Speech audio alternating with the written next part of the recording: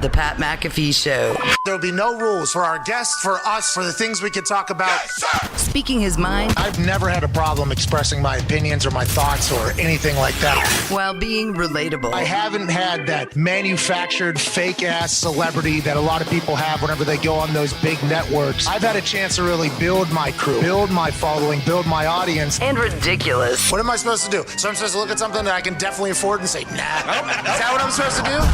The Pat McAfee Show starts in 3, 2, 1. Hello, beautiful people. It is Monday, June 6th, 2022, and this sports show shall begin right now. Yeah. Can't thank you enough for joining us. We have a big show for you today. I hope you all had an incredible weekend. I got to golf a couple times and then watch all the sports that are happening. It was a fantastic weekend. I hope you had the same. The boys will dive into theirs here in a little bit. We have a packed show. Oh yeah. To the gills, okay? Huge. You know how they say things are packed to the gills? That's because like a fish who's fat is packed to the gills. Packed to the gills. We are packed to the gills today. John Sheeran, head odds maker at FanDuel, will be joining us in about 17 minutes or so. We got a couple things to ask him about, some of the lines they've been putting out there. Yeah. Also, how do they do all the futures bets? And with the long shot thing they have going on right now, how do we continue to grow that? Can we make that even bigger? Because what FanDuel's cooking right now is fascinating, and we can't wait to chat with him. An Irish fella who is a smartass. Last time he was on the show, Barryton Day. Big time. Big time. Peter Schrager will join us fresh out of McVeigh's wedding weekend over in Los Angeles. Holy hell. Yeah, him, Cliff Kingsbury, and some others were over there celebrating the love that Sean McVay has for his now wife. And now that he's a Super Bowl winning head coach, it appeared as if the festivities were fantastic. Yeah, looked like a good time. Looked like a great time. Cliff Kingsbury, by the way, did look like the coolest dude of all time yet again. Of course. Wearing a James Bond-esque tux with a picture with Sean McVay and Schrags in it, not even smiling, just a grin with his whole, he just... Beast. He gets it. Yeah. He knows. That guy gets it. He's a movie character. That's right. And then in the third hour, we have Quentin Richardson to join us to talk about hoops. A lot of things happening in the Golden State Boston Celtics game, finals round here, because the refs basically admitted to kind of cooking games last night. We'll turn to the talks table at Ty Schmidt. Aaron Rodgers at the camp. Wow. At camp, baby, at practice. Here we go. Really? It's a mandatory one. He told us he would show up at this one. He did. He's there. He's going to have to talk to the press at some point. I'm excited to hear his thoughts on that big putt he just made the other day at the Wynn Golf Course in Las Vegas to win the match. And also how he feels about the team. Now he's getting a chance to meet some of the younger guys. This is a good weekend, a good week here for Aaron Rodgers over there, which is good news for the Packers fans who... did you guys think he forgot about even football at all whenever he was up? No. Hey, listen. That's what the media was trying to have. Oh, yeah, of course. I'm just glad the drama's over, okay? We don't, and none of the bullshit of last year, none of the bullshit of the year before. He's back with the boys. He's ready to play ball. Everything's good. Okay, so that's all we'll talk about it then. Let's move on to the Celtics Golden State Warriors game. Last night, Van Gundy or whatever, the commentator, bald-headed one. That's right, Jeff Van Gundy, because there is a Stan, I believe. Yes, The Jeff Van Gundy calling it with Mark Jackson and Mike Breen. Okay, and that's the ABC crew. They have the entirety of the finals. It was split between Turner and them for the whole playoffs. Fascinating move by ABC to go ahead and get that thing. Stephen A. now in a well-lit studio on first day. He looks unbelievable. He does. But Van Gundy asked about the situation that involved Draymond Green, in which he was kicking another guy. He had already had one technical, and they brought in their ref person, Steve Javy or whatever. Yeah. He's like the ref expert from the NBA. And the way he explained it was pretty much like, you already had one tech, amount of time left in the game, score of the game.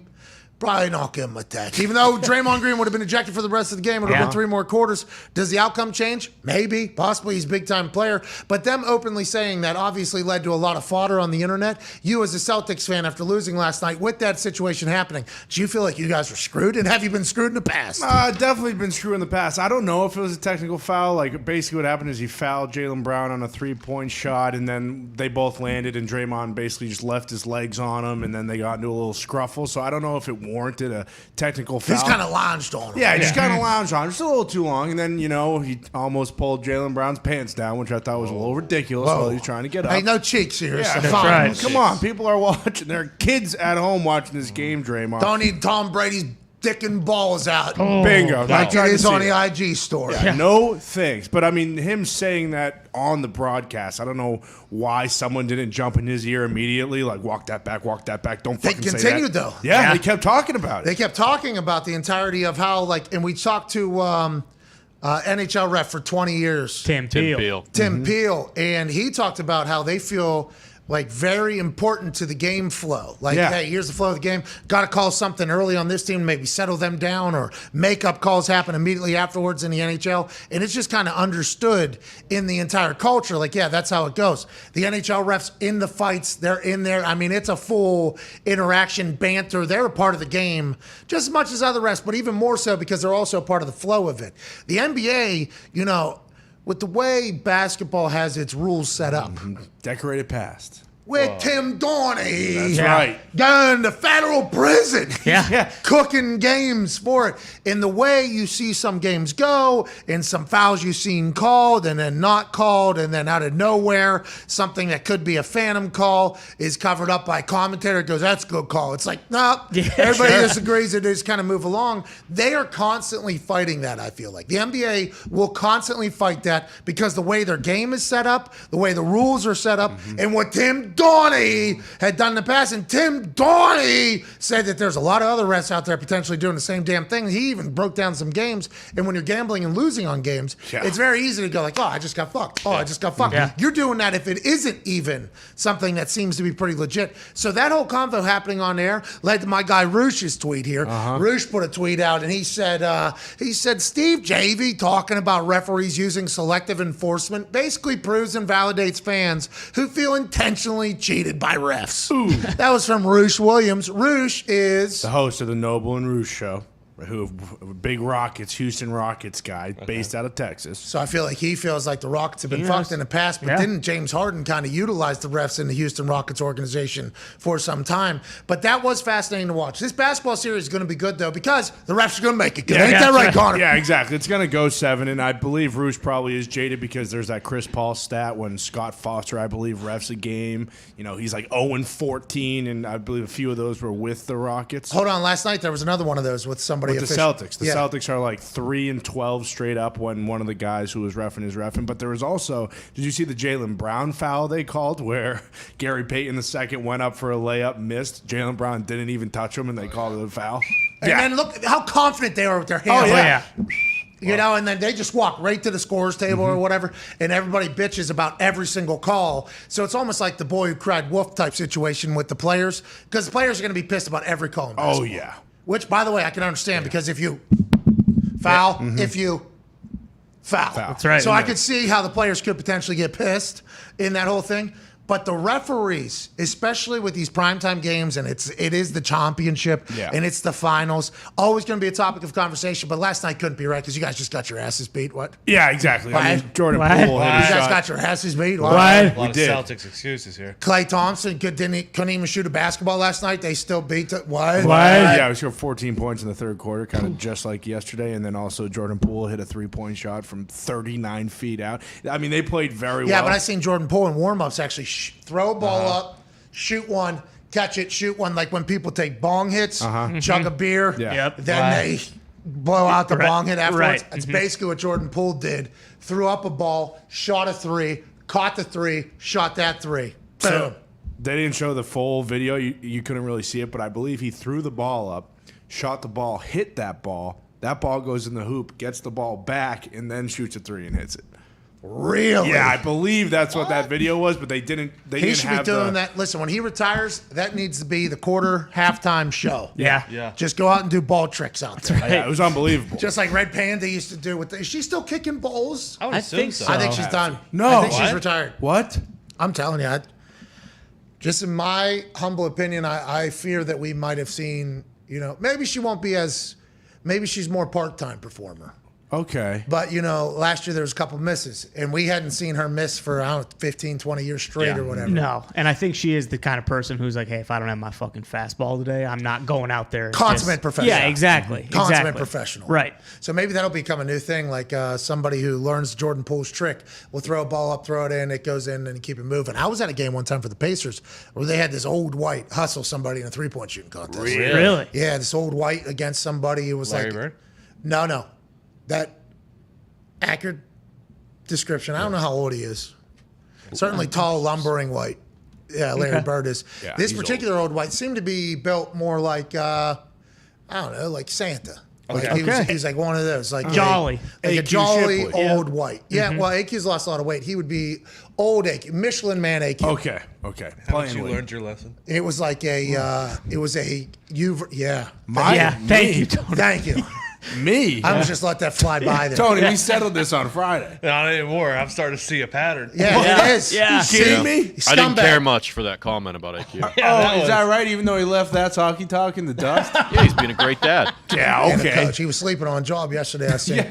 He's sleeping on job being a Exactly. dad. Unbelievable. AQ was actually just talking shit about your shrugs on my IG story. Literally just. Look at this. Oh, are we sure? That fat bastard. Bingo. Thank you. What does that fat ass know about shrugs? Yeah, nothing. Dahn.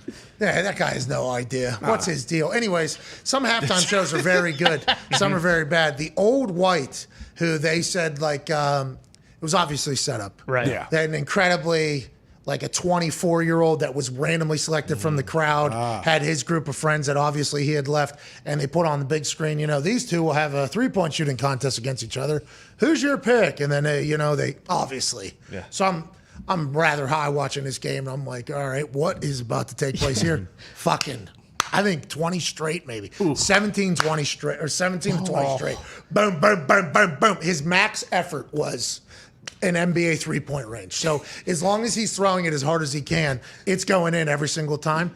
We need more of that at the halftime of these games. We need those, like Jordan Poole throwing a ball off of it and then doing another thing. We need more of that. If Red Panda's not going to be out every single week in every single game doing her thing, we need a little bit more excitement at those halftime shows. Quick change, one of them passed away. Yeah, that's right. I forgot about all that. the great halftime performances of the NBA games are all kind of disappearing, and we don't like that at all. That's part of the whole thing. Yeah.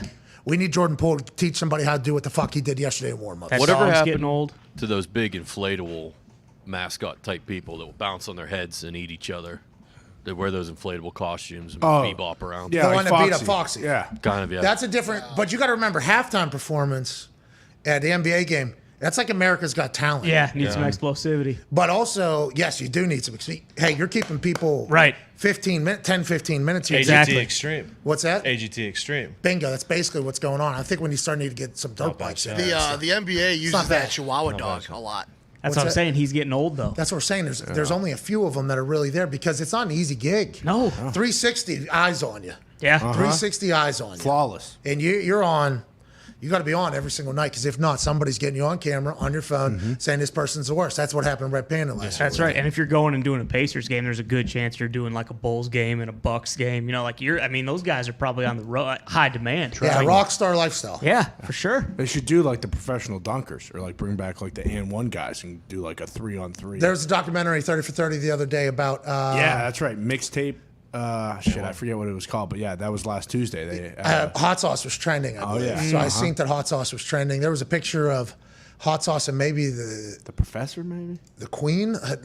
They were talking about how I was scrolling through there about how big the And One mixtape tour got. They were everywhere. Oh, yeah. That was everywhere. I went to a game, lost its luster, but on TV I absolutely loved it. Yeah, the DVD was awesome. Like the Awesome. hour and a half documentary, pretty much, where it just followed him stop to stop. It was incredible. I'll never forget when I threw the ball under both of my legs the first time. I thought I was the most athletic human of all time. Yeah. Oh my God, I am the professor. Wait till And One comes to town. I'm gonna play for that team, and then Escalade's gonna run me over. Oh man, rest in peace. Let's go to some NFL news that happened over the weekend. Although I guess it's happening today. A Walmart heir, Bob Walton. Bob Walton is buying the Denver Broncos, allegedly. Whoa. Wow. I mean, Adam Schefter reports that there's no finalized to this. Yeah. But Forbes is reporting, Bleacher Report's reporting, Florio's reporting. A lot of people are reporting that Bob Walton, an heir to the Walmart fortune, that has to be so much fun to have that as your title. Yeah. Think about how much fun that's going to be. Yeah. But if you're just buying the Broncos for $4.5 billion in a blind bid, you put it up there, and then you're going to win it or whatever. You now have an NFL team. Imagine what the day-to-day is with an heir to the Walmart fortune as your title. Bob Walton has had a good time, by Yeah. Bob Walton has done basically anything, whenever, however, for the entirety of his life. Yeah, forever. The amount of jet skis that this guy was able to just get on at such a young age. Oh, fuck, Bob, go on. Go on, Bob. Think about that. Yeah, Now, the obviously, Bob is an accomplished businessman himself, so I'm not saying this to, but maybe. I don't fucking know. He's buying the Broncos. That's a good business decision. Yeah. So I feel like he's probably a good business person. But being an heir to the Walmart fortune, what a fucking dinger. What a home run. Congrats to him. Yeah. Congrats to his family for creating a store that, took over everything. Mm-hmm. Amazon's kind of come in and dunked on him, but Walmart's trying to catch up to what Amazon's doing with the delivery service. But what Amazon is now, for those that don't understand, Walmart was for like 30 years. Yeah. And Walmart didn't matter. It was recession proof because it didn't matter if they were able to sell anything because they would just sell the shelves like real estate to companies. So like companies would get good real estate, a good shelf for the Walmart that's in every single town in America, basically. Yep. And there's everything there from, literally drills and saws to pools and guns. There's just groceries, everything that you could possibly want there. They would just sell the space as opposed to the products. So instead of having the overhead, the only overhead they had was the aisles that more people would pay. So it was fucking masterclass of business. Genius. Just before everybody else. Doesn't matter if your product will sell or not. To us, you're just paying for the shelf space anyways. Now, if you want more, cool. If you want us to sell it, cool, and make the deal, let's do that thing. And there's some partnership. I know they own some of the stuff that was in there as well, but they were just brilliant to the next level. Just like Bezos is that everything get delivered to your house. All the money in the world the Waltons have had for a long time, and now there's one in the NFL, it looks like, and that's good news for the league, I think. Yeah, for sure. And I believe, if I'm not mistaken, his sister is Stan Kroenke's wife too. So like they already, and I think, I know Kroenke, same deal, has been very successful in terms of what he's done business, but I think his net worth, a lot of that comes from her as well. So it's like, more the better, really, for this family. Cousins. Yeah. Okay. Still in the Walton family. Right. Yeah. Kraft's wife, right, was the one that had all the money? Myra. So in the book, The Dynasty, they actually explained it. Bob Kraft bought Myra's father's company, which was also like a packaging company, I think in like the 70s or the 80s, and then he bought the team in the 90s. Oh, really? Yeah, so Kraft he started his own company, and then that company got so big, he ended up buying Myra Kraft's family's company. The way these people accomplish wealth is very fascinating. Yeah. Because if you just happen to pop out of the right, birth canal. Sure. There's one. There's a lot of worries that those people will never have to have in their entire life that they will never understand. Now, there's a whole different world that comes about it, right? There's a whole another set of, shit that comes with that particular lifestyle. But the ability to get day to day and never have to worry about a thing must be very fucking nice. And also just buy an NFL team. Yeah, unbelievable. Yeah. Kroenke's got like 6 teams. Yeah. Kroenke's got a team in the NHL. He's got a team in the NFL. He's got a team in the Premier League. NBA. NBA. He is just... So at all those Thanksgivings, Bob's like, I'm fucking sick of this. Yeah. Listen, what is Bob? Is Bob a direct descendant, cousin? What is he? Yes, he is a direct descendant. He's the oldest of 4 children of Sam Walton, who founded Walmart. Oh, the eldest. Wow. So he's in good shape. The This Prince. is con man. Yeah. His name is actually Samuel Robson. He goes by Rob. Sam. Sounds like it's Sam Walton. Sammy Walton. Well, which is his dad, I guess. Yeah. Sammy Walton. So Robson. Yeah, Nobody calls him Bob? Because that's for Robert. Samuel Robson. In quotes, Rob Walton. What a name. So Bobby Walton. Yeah. Bob Walton, welcome to the NFL, pal. Yeah, for a bargain, it feels like. Welcome to the Thunderdome, pal. Yeah, $4.5 billion is allegedly what it will cost him to buy the Denver Broncos, and it goes to the Bolin Trust. So the insiders all talked about how this is what Rappaport said, and this was awesome. And we got to remember that Rappaport works for the NFL. Rappaport said, now for the Broncos, they have to take the highest bid. Okay, because it's going to a trust, so the trust has to take the highest bid or whatever. It's like Okay. Yeah. So the NFL, we have to take the one who offers the most amount of money. It's like, that's how every one of them's going to go. Yeah. Because that's how business goes in this entire thing. But they expected multiple $4.5 billion offers on this particular Monday, in which it was to be sold today. And maybe that was just them drumming up bullshit. Maybe that was the Bolin Trust or whatever saying, oh, multiple people are going to be doing this, so maybe bid a little bit more. Allegedly, Robson Walton comes in at $4.5 billion and gets it. Congrats and welcome to the league. I can't wait to see what new money does to the NFL. Yeah, Connor mentioned it too. Like, I mean, we talked about it like off air a little bit. Like, I for sure thought that it was going to go for more than $4.5 billion. I feel like that is kind of like a bargain almost. Can we get a loan? Please. Maybe from this man, who is the head odds maker at FanDuel Sportsbook, the number one sports book in America. Hell yeah. And although we are in constant competition with this lad who is hilarious and very big-brained, he's a good conversation, and we appreciate him for that. Ladies and gentlemen, John Sheeran. What's going on? How are you doing, Pat? I'm okay, John. How are you? Really good, thanks. I think you got the wrong intro there. Somebody else on later, or? No, I'm talking about you, John. What happened to Clay yesterday? You guys knew Clay was going to have a bad day. That's why everybody's parlays were just going to be fucked. Yeah, 1 for 10 will not get it done from Clay Thompson. The guys actually are a little bit down on him. They don't think that he's been his old self this season. Obviously, he's shown glimpses of it, particularly in some of the games in the last series, but we're a little bit down on him versus the rest of the market for sure. John, whenever you hear something like the Van Gundy, Steve JV conversation on ESPN or on ABC last night about how there wasn't a technical, but Van Gundy was like, well, in any other game, this would be a technical. And then JV came on and said, well, with the how much time was left to score, it's the finals, the decisions that are being made in the calls and all that. Do you have to take that into account whenever you're trying to predict NBA books and odds and everything like that because of the history, the past, how refs have so much control? Is that something you guys dive into or no? Yeah, I think we're considering it, Pat, really, when you talk about the totals and you see the suppressed totals that we see from the regular season and the postseason. We know the refs let them play a decent bit more in the finals in particular. I think that's what we've seen so far. But you definitely see that contraction in the total points, which is all of that information, like you alluded to, that we have considered, all the historics in terms of how it's played out in the past. Certainly something we spend a lot of time on. You guys focus on the refs because, like, for instance, in the NFL, whenever we find out the refs, I think it's Friday or Thursday of each week, or maybe it's Saturday. I don't remember exactly which day of the week, but there's always a run through of what the refs, like, hey, this ref likes to do this, these refs like to do this. This is a big thing. You guys have to keep a close tab on all of that, right? Because the Celtics are 3-4 and 3-12. 3-12 with one particular ref calling their games. You guys look into that whenever you're setting the lines for everything, or you just try to stay away from it? It's a good question, actually. We've had some conversations in the past about the impact of referees when they're announced, like you said, and you definitely will see some sharp money play into the market, maybe not just necessarily with us, but into the market price in general when refs are announced. So there's certainly an edge to be had if you go and actually do the research on each ref and their propensity to call fouls, or that's obviously the easiest way to assess it, but there's certainly an impact.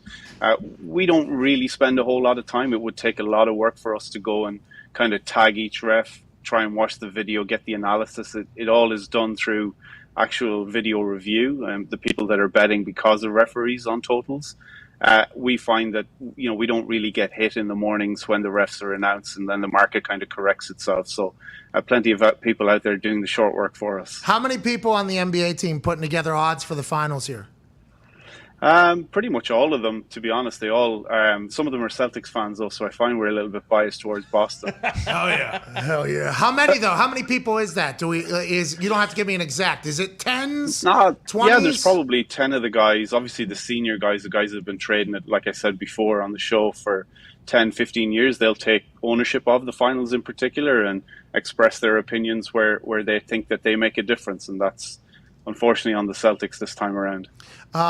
That's fast. So it is people we are battling against whenever we're trying to make these bets. It felt like for a while you guys were putting up boosts that were hitting, like a lot. The boosts were almost maybe the most sure bet you guys had on the entire book there for a bit. You guys were getting real hot. How do you pick what's boosted, and what do you try to stay away from in that? Honestly, I think it depends on the day, what's on, what people are betting on. We certainly try to boost the most topical. You're not boosting, loonies points in the game, for example. It's always Tatum, it's always Curry. They're the things that people want to bet on. So we try and appeal to what's topical, what people are focused on, and also try and offer a bit of value. Like, Isn't we're that not out there picking convenient, boosts John? trying to get them beat Like, back. all right, let's just get right into it. Last night's boost. Yep. Tatum and Steph to both score 30. How many did Steph have after three quarters? 29 points. How many did Tatum have after three quarters? 28 points. How many minutes did they play in the fourth quarter? Combined 0. How'd you know? How'd you know? John? We just have a direct line. Steph said it would be over after three quarters and you wouldn't see him again. This And fucking- luckily, that's what happened. Some people. No, but whenever you see something like that happen, I assume you guys are ecstatic. You would have to be whenever the fourth quarter starting and it's like, oh, neither of the guys are playing. Oh, isn't that? Oh, we perfectly put. This is the perfect boost right there at 30. Like that's a dream for the book, right? For that to happen. Honestly, it is, but like that's not the way that we try and think about it. Honestly, we're not sitting there looking to try and win all of these boosts. The boosts are offered honestly, with genuine good faith. We want people to have a good experience. We want to give them a bit of value. It was but there it sure for a is while. nice when it Ask goes him our what the way. other boost was. What was the other boost, John? I didn't see it. Connor, what was the other boost? No I believe idea. it was Klay Thompson to have 5 3-pointers. Oh, was it? Yeah, I believe Oh, is that right? Was it made 5 or attempts? Definitely wasn't attempts, What's John. your deal? What's your deal? And also, Horford, what's he so gun shy for? The guy attempting no shots after having 26. That's your fucking guy. Every other game. He's going to have a huge one on Wednesday. Oh, wow. Let's move on to other sports. I know the boys will have questions for you. Maybe dabble back into the NBA. But I want to ask you this. You might have answered this in the past, and I apologize. But whenever you guys do futures bets on, let's say, NFL teams' win totals or their odds to win the Super Bowl or anything like that, and something happens, like, for instance, the Walton family's about to buy the Broncos. Does that change anything for you, do you think, in the Broncos' eyes? When the Commanders signed Carson Wentz, zero movement. Zero movement at all. Whenever the Broncos signed Russell Wilson, movement. How you doing keeping moving? What do you pick? How do you guys pick and choose what matters and what doesn't matter to a team and winning and moving on and moving the numbers? Honestly, I just think it's the upgrade, right? Russell Wilson's an incredible player, an incredible upgrade in Denver. They've got a lot of the supporting pieces around him. Really good defense, probably underachieved in the last couple of years. And when you go and get Russell Wilson, it's not just Russell Wilson; it's who else who else is going to be attracted by playing with him. And I think it's also the intention of the team that you can read into as well. So for that reason, Russell's an easy one for us to make a big upgrade, a big jump in our ratings on quarterback play expected from the Denver Broncos. And I think you saw that reflected in the movement. Carson Wentz is shot, right? I mean, that guy, he was barely serviceable in Indy. Now you see him there. He's a good guy. He's trying his best, but he's not going to make a difference. So therefore, Washington stay where they are. He's a good lad. He tries his best. Jesus. He's a bit like you, Pat. Oh! I'm undefeated in WrestleMania. Fuck off. But is there anything that could potentially happen off the field that would change the way? Like the Browns right now. Whenever you're trying to, and I don't know if you guys even have any win totals, I think, I don't think you guys have released win totals for the Browns yet. But the Deshaun Watson situation is continuing to grow and get bigger, I think, than we could have ever imagined maybe a month ago when we thought this was over. His lawyer, Rusty Harden, goes on the air and is now being quoted in more people's allegations against Deshaun Watson from his radio clip. And the NFL allegedly concluded its investigation, but we don't know what it's going to do. There's a lot to take in there. How do you judge that? And how do you not just get it completely wrong and lose a shit ton of money for FanDuel whenever you're projecting something like that? I think we do sometimes, right? We can't be across the inner workings of what's happening with Deshaun, and they're 2-1 joint favorites now for the division. That's clearly with him at quarterback. They would not be in that position without him. So there's an opportunity there. If you think Deshaun Watson is not going to be a full participant this season, I would strongly suggest having a look at the AFC North outright betting as quickly as you can, because if he's not there and he's not a quarterback, then they're no longer a 2-1 shot. So the short answer is we get these things wrong all the time. We only have the information that you have that's available in the public domain. We don't have any inside information like you're able to get given your NFL history. We just can't get that information, so we certainly get plenty. Woe is me! Yeah. Oh, we can't. Everybody knows more than us. Yeah. We win. You were the man with the ball in the Super Bowl. You made a big change to how we think about pricing that. You had that inside information, for example. Wow, that has been good to us, but the coin toss has been pretty fucking ruthless. That's bullshit. Towards me at that Super Bowl. You know, I get that year-end review of my bets things, and feels like that Super Bowl heads tails thing really shows up there every year. God damn it. How do you price that? Do you guys do you flip the coin like 100 times at the office and just figure it out? Yeah, there's two of us standing here throwing coins at each other the whole day to figure out how many times it'll be heads or tails. All right, Ty's got a question for you. Thanks, John. John, over the last few days, I've been starting to look at some of the cricket lines because the games are happening so early in the morning, and I kind of want to, Oh, is this like a wake-up ping pong type situation? Yeah, very similar. Is there any value in that because there's so little volume, I'm assuming, being placed on these games, or is it the kind of thing where you guys are actually, you got a couple cricket sharps over there? Like, I don't really understand any of it, so I don't know how I'd go about betting it. But like, do you think there's any type of advantage there? I heard you spoke about your record, Ty, when Mike was on. How's your record of betting on FanDuel gone so far? Oh, good. Not bad, yeah. Good. So cricket, I wouldn't bet on cricket if your record is good. I mean, I don't even know what's happening with cricket. I mean, the lines are pretty sharp, right? There's actually a lot of international volume that goes into those markets, so you'll find that they're pretty efficient. So I don't think you'll find an edge there, particularly if you don't understand the sport like me. All right, it's great to know for all of us here in America that are waking up in the morning and just got a little bit of an itch to put $10 on something we have never heard of. Awu Hob plus 320. You kidding me? Point scorer? Give me fucking player, this guy. Yeah. He's got a stick. Yeah. That guy's got a pitch. Yeah, he might be a pitcher, too. Who knows? Boston Wickets. Good player, though. I don't know if you guys could track this or saw this. There was quite an uptick, I assume, in ping pong betting in the morning. There was like a 1 month run where I was waking up in the morning and I was betting handsomely on these ping pong games just because I wanted to wake up with a positive. Let me go ahead and make this bet. Maybe 5-10 points left. I'm gonna go plus 170. Yep. Let's fucking go, Woo. Time to serve. Big bet on that. I'm gonna go take a shower.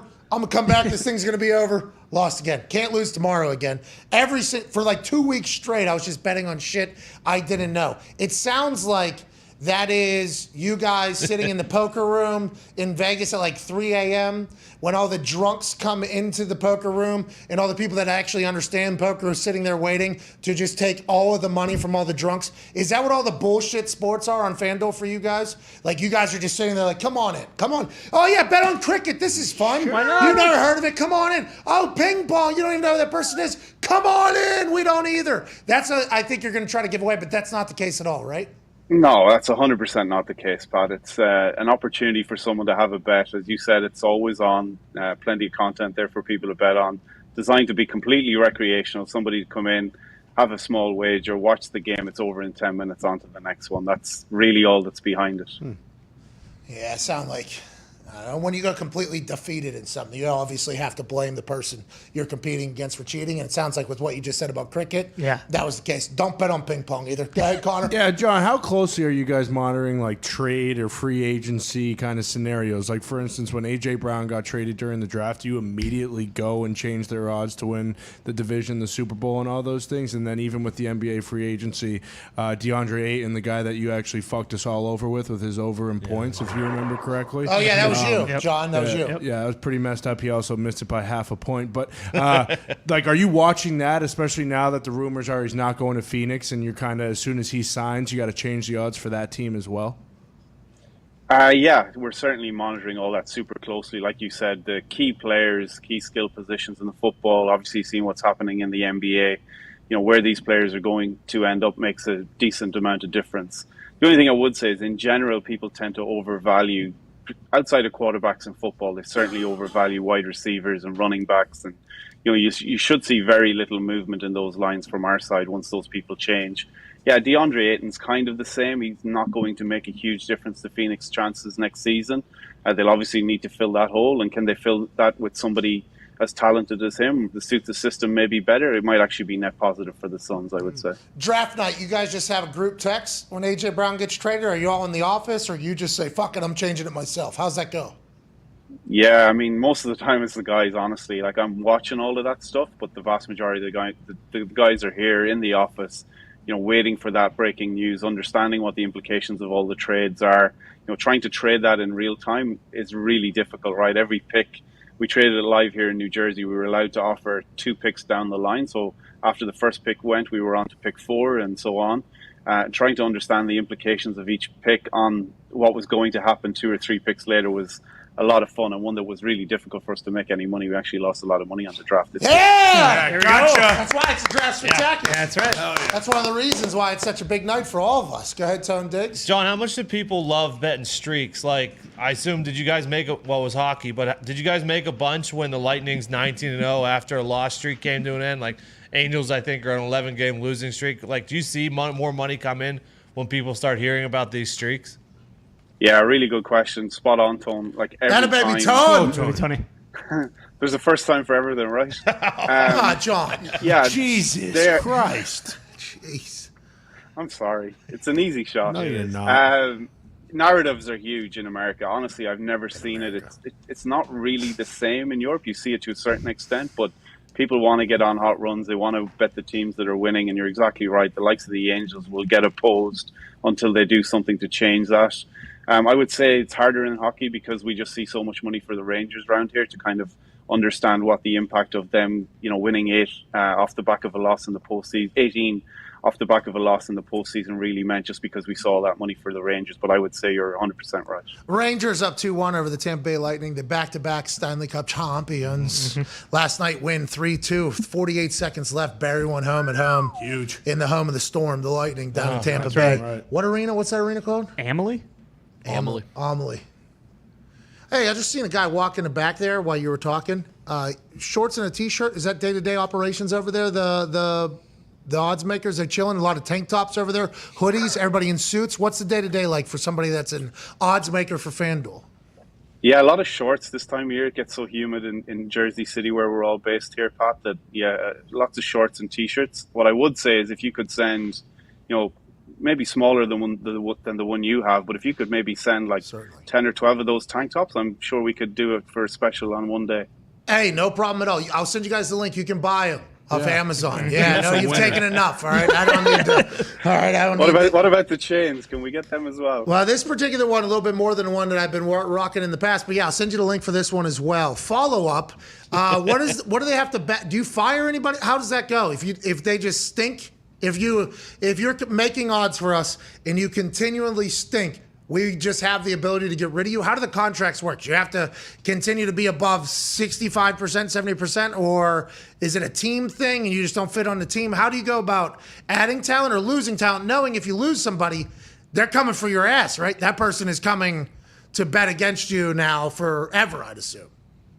Yeah, it's a tough question. I mean, look, the truth of the matter is, you before you're allowed to express your opinion, you got to be able to prove that you're good at what you're doing. It's not like taking you in here and you getting on a hot streak of picking 4 winners in a row, and then all of a sudden we're letting you loose.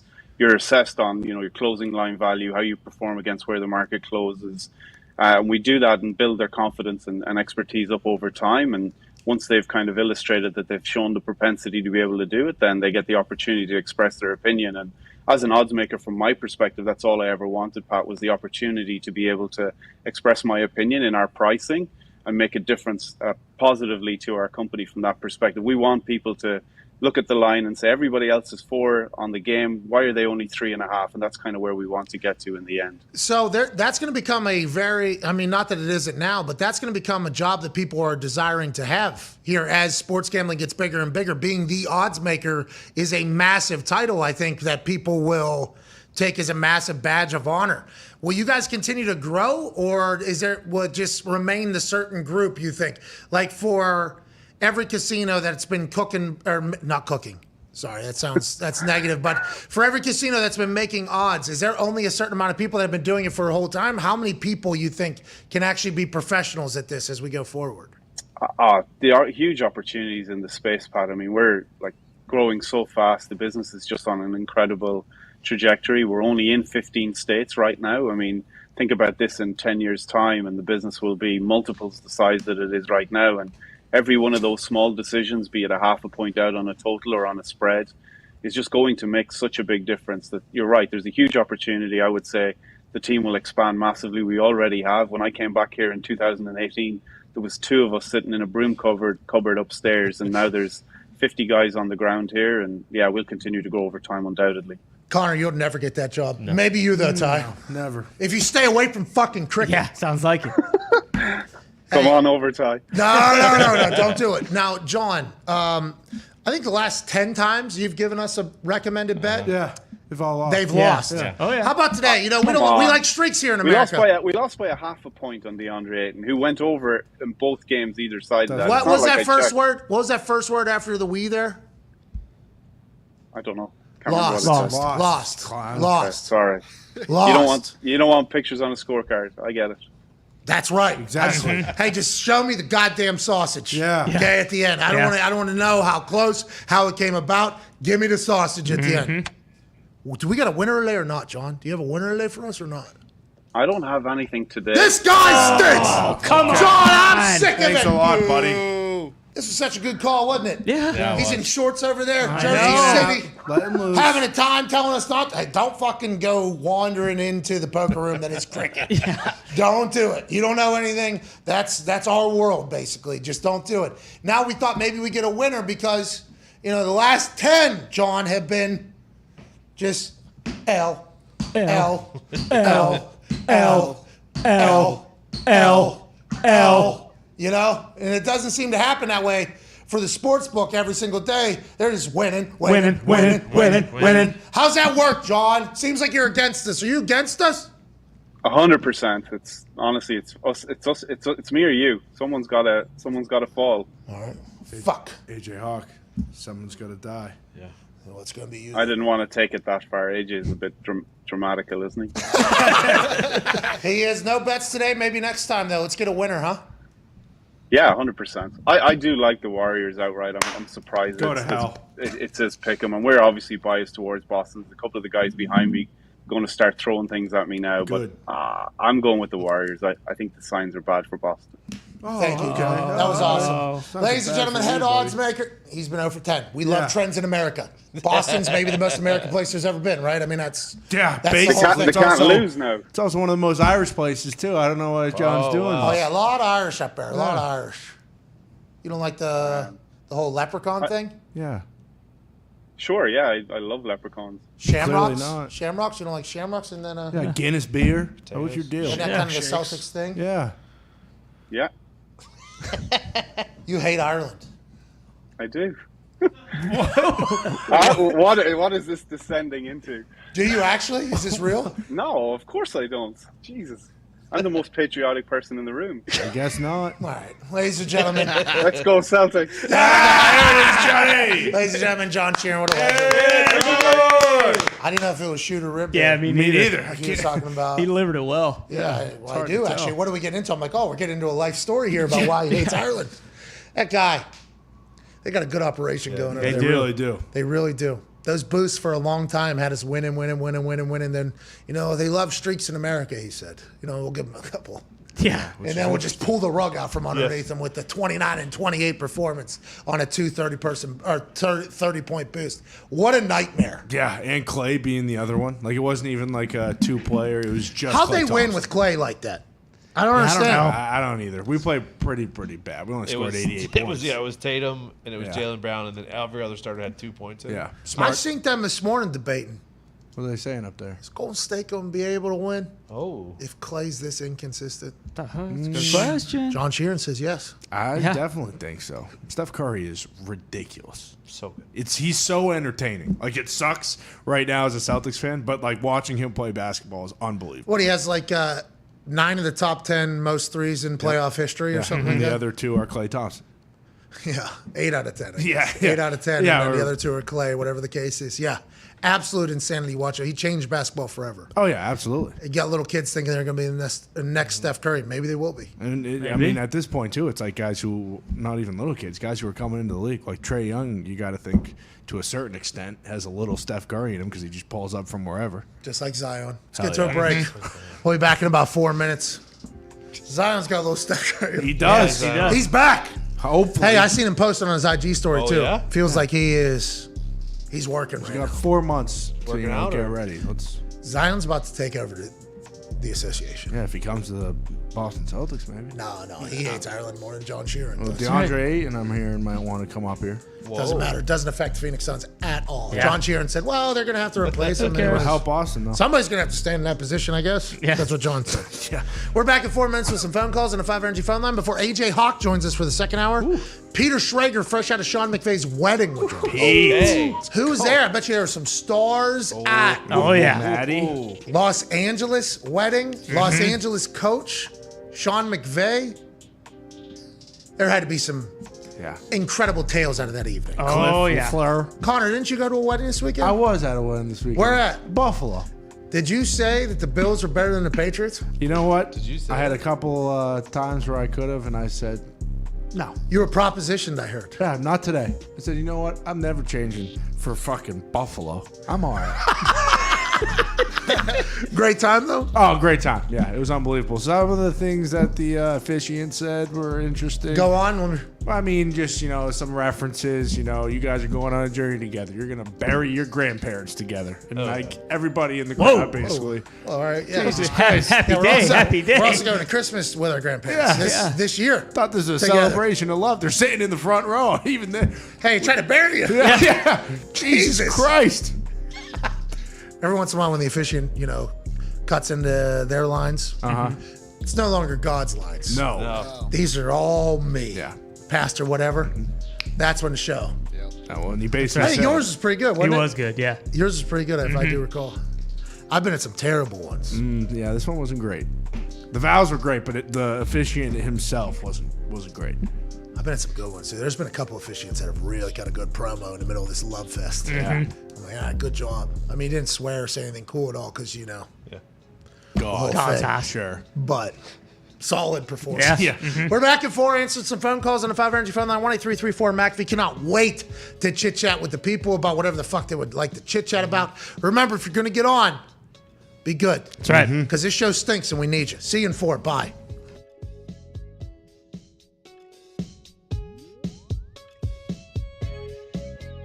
I rehabbed my knee all night for this.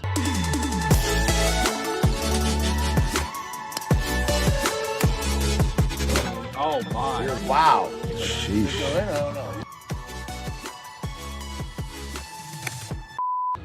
not yet found his swing this morning. Look at him. Are you fucking whispering right now?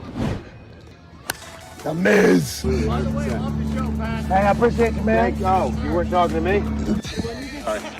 Hey, when you get sick of it, we understand. I don't like it. Because you hit a nice straight shot and it's like a small half swing. It's annoying. Let me show you how it's done, okay? Because you line up your ball. See, you have that little line there? I can't do it like this. Go like this. You look at it, check it out. You take a couple practice strokes, and then you just put the ball in the hole. Like that. Yeah. It is an easy game. It was just a bit off. And there you go. That easy, guys. So after Tahoe, are you going pro? There it is. It's in the hole. Don't turn it on. Don't turn it on. You don't want it. Don't want it. You got a nice little hat on. You got your sunglasses. You got your ones that aren't even out yet. Don't turn it on. You can hang out with your boy Aaron Rodgers all day. What was that? don't 7? want it. Is that a 7? You don't want You it. don't want it. You don't want to turn it on. You don't want me to turn it on. You don't want me to flip the switch. Flip the switch off and wait till Tahoe. Till Tahoe, buddy. Wait till Tahoe. Maybe my knee will be at 80%. Maybe. You know, it's just like I'm frustrated with flying cars because I'm obsessed with that. Like I want a flying car. Hey, me too. What I got is my phone instead. It's like, well, the future is on your phone really right now. It's not like literally in front of you. You can't get into a flying car, but you know, your phone has it all. It's like, I don't want this phone. I'm not going to have this phone 14 hours a day like you young people do. No, thank you. Like, I'm not from that generation. But, you know, give me a flying car. You know? and honestly, when we shut down the Mars missions, you know, we were supposed to be going in 2024, and we shut it down. But a lot of people don't realize is, you know, from here to the moon is 208,000 miles roughly. You know, 200. So you can think about that. Well, in this country, you know, a long road trip could be 4,000 miles, and you know how far it is to Australia. You know, so 200,000 miles. You know, that you think about that, and you know that's far, but like Mars. Think about this: is 250 million miles. 250 million miles. So, you know, that's a little different thing because, you know, when you go, you know, it takes about anywhere from, you know, 9 to 11 months to get there, depending on the alignment. Are you going to fucking Mars? And so, Jim, are you going to Mars? It sounds like you're... I wish I was. You know, maybe you'll have, I think you'll have a chance to do a show from there when you're 80, Pat. See you guys. All right. This is called the AJ Hawk in studio trick shot. Half court.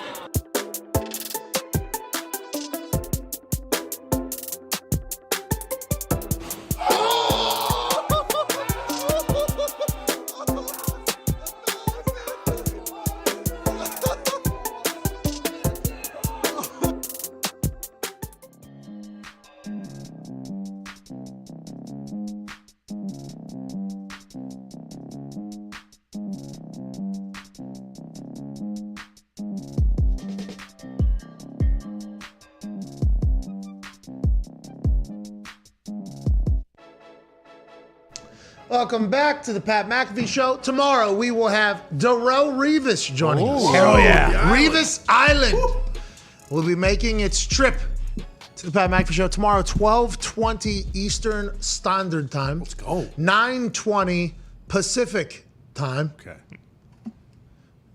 6:20 Hawaii time. AM. Then 6:20 p.m. Europe time, I think. Yep. London, Yeah. for sure. London That's time. right. Add 6.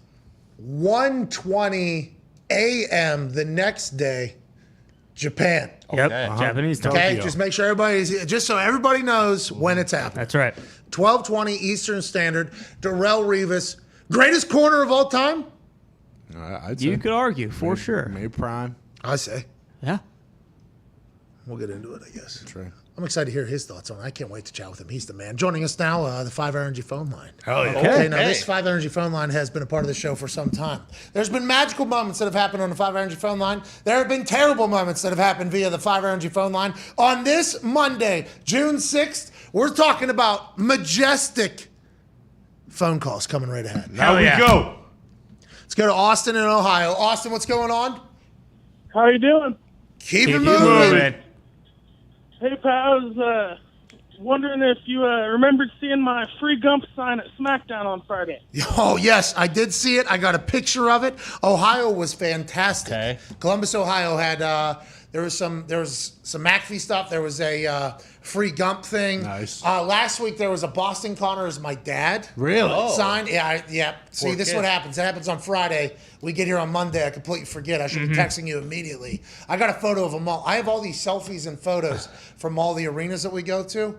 I'm going to have to just dump them onto the internet at one point. Yeah, just a nice little collage of them all. People are very cool. Very, very nice. Yeah. Columbus had a rowdy crowd, though. Yeah. A lot of golfers come. I don't think there was any golfers there. What's that all about? What the fuck? Hey, Billy Ho. You can't stop by SmackDown on Friday night? What the hell's that about? Congrats on the win, Billy Ho. Congrats. Billy Ho just put an absolute foot on the throat of the competition this weekend at the Memorial in Dublin, Ohio. We are waiting on Ty Schmidt's congratulatory tweet to Billy Horschel. Yeah, and he's not going to get it until he unblocks me. I laid it out there very clearly. Listen, I don't even think what I did to begin with was that harsh. I don't know why this guy blocked me. He does. You know what? It's pretty harsh. Yeah. No, I just say, hey, harsh. is this guy going to shit the bed? You know, I just wanted to know. Hey. His last He win didn't. was in 2017, though, or 2018 or something like that. Oh, jeez. It's been a while. So I do wonder if it came the same weekend that you put your tweet to him. Could have. Nonetheless, congrats to Billy Ho. Nice job, Got an eagle on, I think, 15 and really just ended the whole thing. Yeah. I was watching it throughout the day. Tried to watch it in Mission Impossible. Which one? 3, I think. Was it 3? Was it Fallout? I don't know. Rogue Nation. Philip Seymour Hoffman in it? Yeah. Yeah, that's 3. 3. Started real slow. Telling you 2. It's a weekend. That one does start slow. I was out. I didn't see a single thing he did, but everybody said it was cool. Hour 2's on the other side with AJ Hawk. Jesus. Perfect. I think Nailed they it. even got Jesus in there. Is that what Ghost Protocol? No. No. It's just MI3. Oh, okay. So I asked the group, I said, can I just watch, my wife and I, we've never seen any of these, can we just watch any of these as if it's the first one we've watched? Then there was a lot of recommendations sent into the text group, do this one, do this one. It seemed like everybody agreed on 3 was the one to start on and watch. I could not, I mean, that looked like it was in standard def. It was what? It was Yeah, I did 20 not recommend. that came out in like 3. 2008. It was bad. Long time ago. It was probably a great movie. It but is good. I Very fell good. asleep so quick. I mean, there was zero chance. But that was kind of like the end of. It's almost like they're set up with like 2 different franchises. Like that was like kind of the end of like the early part of it, and then they took like another like 6 years off, came back with another one, and then that's when Cruise started doing all like the really crazy maniac shit. Okay. So who sat in there to watch 3? I did. I watched 3 last night as well. It's great. Chase, why'd you tell me to watch the one that stunk? Well, You because- just said it came back 6 years later. It's older. By the way, I think my wife loved the movie. She stayed up through the entire thing. Mm-hmm. You knew there was no chance I was going to make it through those first 20 minutes of absolute monotony. No, in my defense, I forgot that it started that way where he's like getting married and he's like not in the field. Like it's kind of. I forgot about that part, but it killed. But having you watch that and then watching the next one's still good because you're thinking like, hey, Cruise kind of stinks. Then you're gonna watch the next one. You're gonna be like, yeah, this is the TC that. Yeah, he was kind of listening in on conversation 2 rooms over. Yeah, I mean, there's some electric. creepy stuff. Yeah. Yeah. Nonetheless, can't wait to see him do some impossible shit. Yeah, it's too bad you fell asleep because like 15 minutes after that, boom, goes on a mission, kills like 50 people with an Uzi. It's pretty sweet. Yeah. Fuck. I knew I wasn't going to make it, though. As soon as I saw him start he was cleaning dishes. Oh, yeah. Mm-hmm. Engagement party. His wife, he can tell what they're talking about in the other room. Yeah, outside. This guy stinks. Yeah, he does not. Believe me. The second one is the one that I like a lot. That one's going to be even worse. No, That it one's is gonna be older, even so worse. if the standard def is a problem... It is. Yeah. Standard def's a problem for me. I'm too basic. I can't do it. I can't. Yeah, I sit with told you. I said, you got to watch the one where he jumps off the Burj Khalifa, which I forget which one Yeah, that I is. think that's Ghost Protocol or Or it. the But one. none of them lead into the next one. No, they're all kind of. I mean, like a little bit maybe, but it's not like there's a bunch of callbacks to the previous movies. Top They're Gun kinda- first hour was callbacks to the first one, right? Right. The entire time. Right. Over there at the hard deck, they're just walking through nostalgia lane. Yeah. He's playing the piano, where it's his father's That song. woman, I mean, the whole thing. Great balls. Everything. Bob Carpenter has seen Top Gun Maverick 3 times now. Really? He watched it again? 3 times, yep. He's made it official. Movie's elite. Remember, it's not the plane, it's the pilot. Oh, yeah. That was a big quote from Friday. I can't wait to hear what he's teaching his kids, out of that movie. Here, watch this part here coming up. General Bob Carpenter. Yep. I fucking love that dude. Oh yeah. There's not a lot of Bob Carpenters walking around. No. NFL guy, stacked to the gills. Just so matter of fact, though. Working out with the Ohio State football team still. And then at the Super Bowl, when we saw him, he was on 100. He was. He was All gas. absolutely on Yeah, 100. shot out of a cannon. Then I saw him at 5 a.m. the next morning in a suit, looked ready to go. Yeah, and it was so hot on the beach So that day. hot. God. General Bob Carpenter just threw it all. Yeah. Let's get to a break. Actually, one more phone call. Let's go to Adam in Mississippi, just because I want to hear a good Southern accent, I think. Let's go to Adam in Mississippi on the 5 Energy phone line. What's going on, Adam? What's happening, Pat? How y'all doing today? Just knew it. Beautiful down here in South Mississippi. Hot as fuck, but it's beautiful. Hey, well, I'm happy to hear it. I assume it's about, what is it, like a hundo there, it feels like? Yeah, it constantly feels like a hundo, especially out here building these damn power lines, Pat. It don't ever get cold. Well, I want to let you know, we appreciate what you're doing down there in southern Mississippi, although it's always fucking hot down there. I bet your tan is sweet. Of course it is, from the short sleeves down, bro. Down here, Hattiesburg, home of Brett Favre. Ty, you know about him? Hell yeah. Hell yeah. Now, there's some interesting tax stuff going on there. But what do you right. want to talk about, brother? Man, Pat, I called to talk about the refs and how they balance calls and what the athletes feel about it, but I want to tell y'all it's a fucking pleasure talking to everybody on this show. I just want to let y'all know that I feel part of y'all's friend group. It's fucking awesome. But how do players feel when refs balance calls on the field? We watch it on TV. We see a bad call. We know another one's coming to balance. Do y'all feel the same way? Great question, Adam. I think guys that are professional athletes have a better idea and a better understanding of like, oh, there ain't shit we can do about it now. You know? So like, I think you see guys bitch a lot, but then once it moves on, like you have to move on.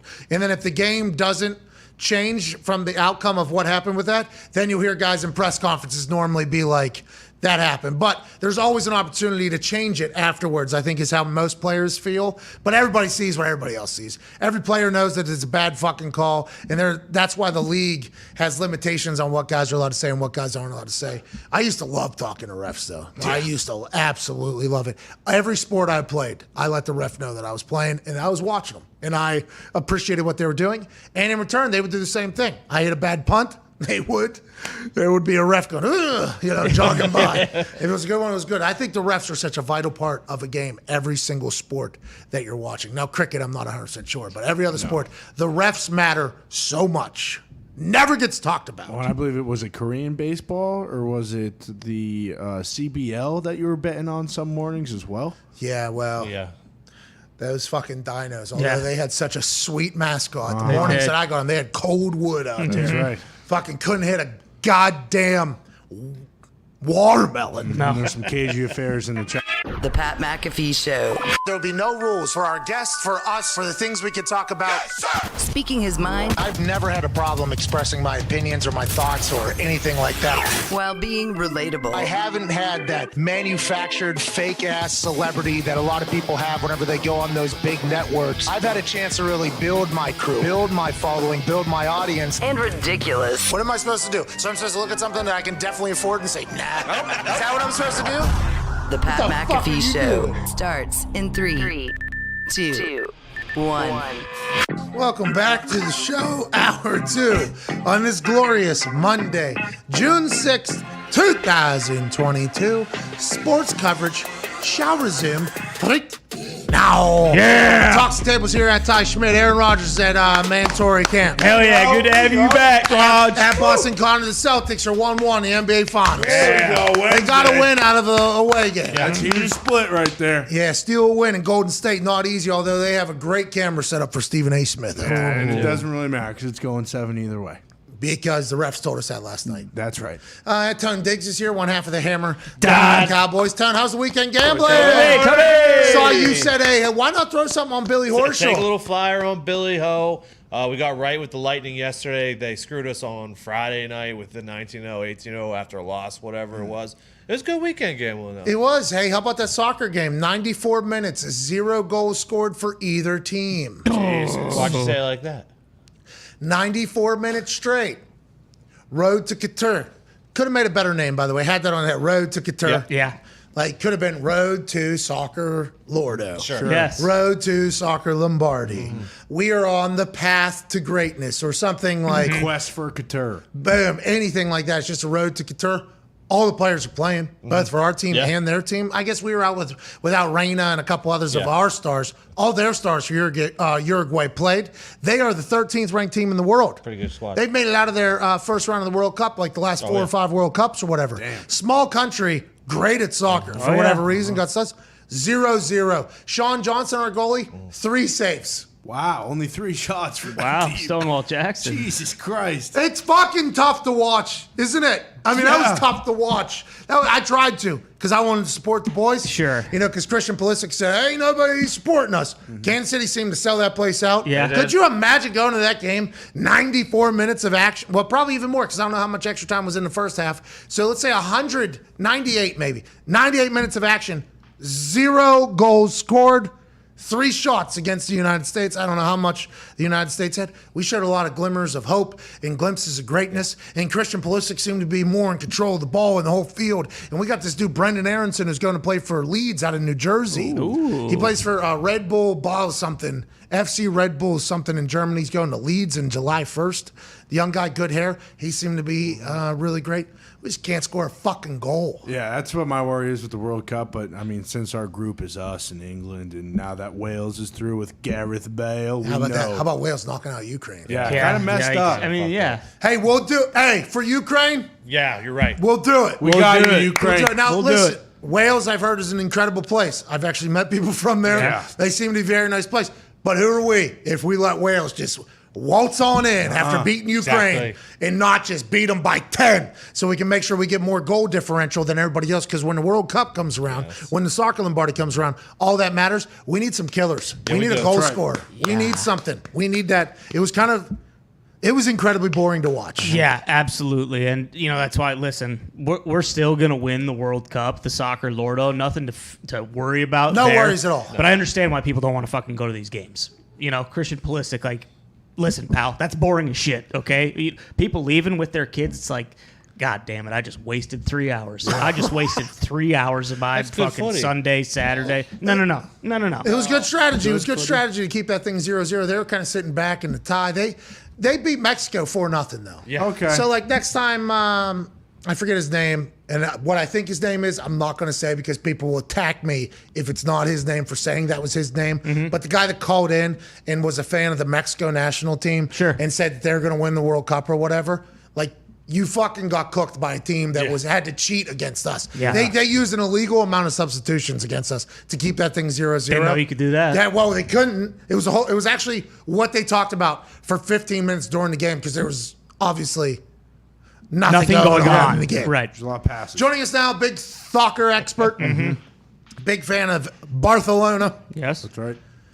Cristiano Ronaldo and the boys are playing, by the way. Everybody is gearing up here for the World Cup because they go back to their league play. So this is like the last time they get to play together. Then they go back to the league play. Then boom, World Cup's in the middle of football season. Yeah. So it's kind of like got everybody off with their camps and training and everything like that. This guy's had his nose to the grindstone, his ear to the ground, his eyes peeled because this guy knows soccer inside and out. College football national champion, Super Bowl champion, Ryder Cup champion, COVID survivor, AJ Hawk. AJ, what did you learn from the United States soccer team yesterday that made you go, you know what, them boys are going to win the soccer Lordo? So you said 94 minutes, so we had 4 minutes of overtime play? Well, that was just in the second half. It might have been 98, depending upon how many minutes were added in the first half of the game. Oh, wait, do they put them all on towards the they pack them on at the end, though? No, first half has extra time as well. Boom. Only counted as 45 in the books. Second half does the same thing. So it could have been 4 at the first half, 4 in the second half. 98 minutes in total, 0 goals, 3 shots against the United States of America. Sean Johnson looks like he's a guy.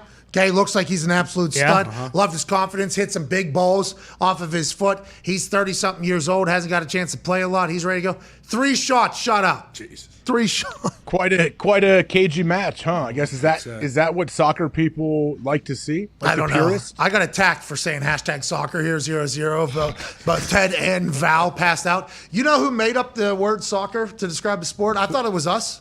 Who was it? Somebody back in England, way back in the day. No way. Yeah, it wasn't us. Huh. Interesting. So it was actually, soccer was called soccer before it even came over here, I believe. Okay. I think.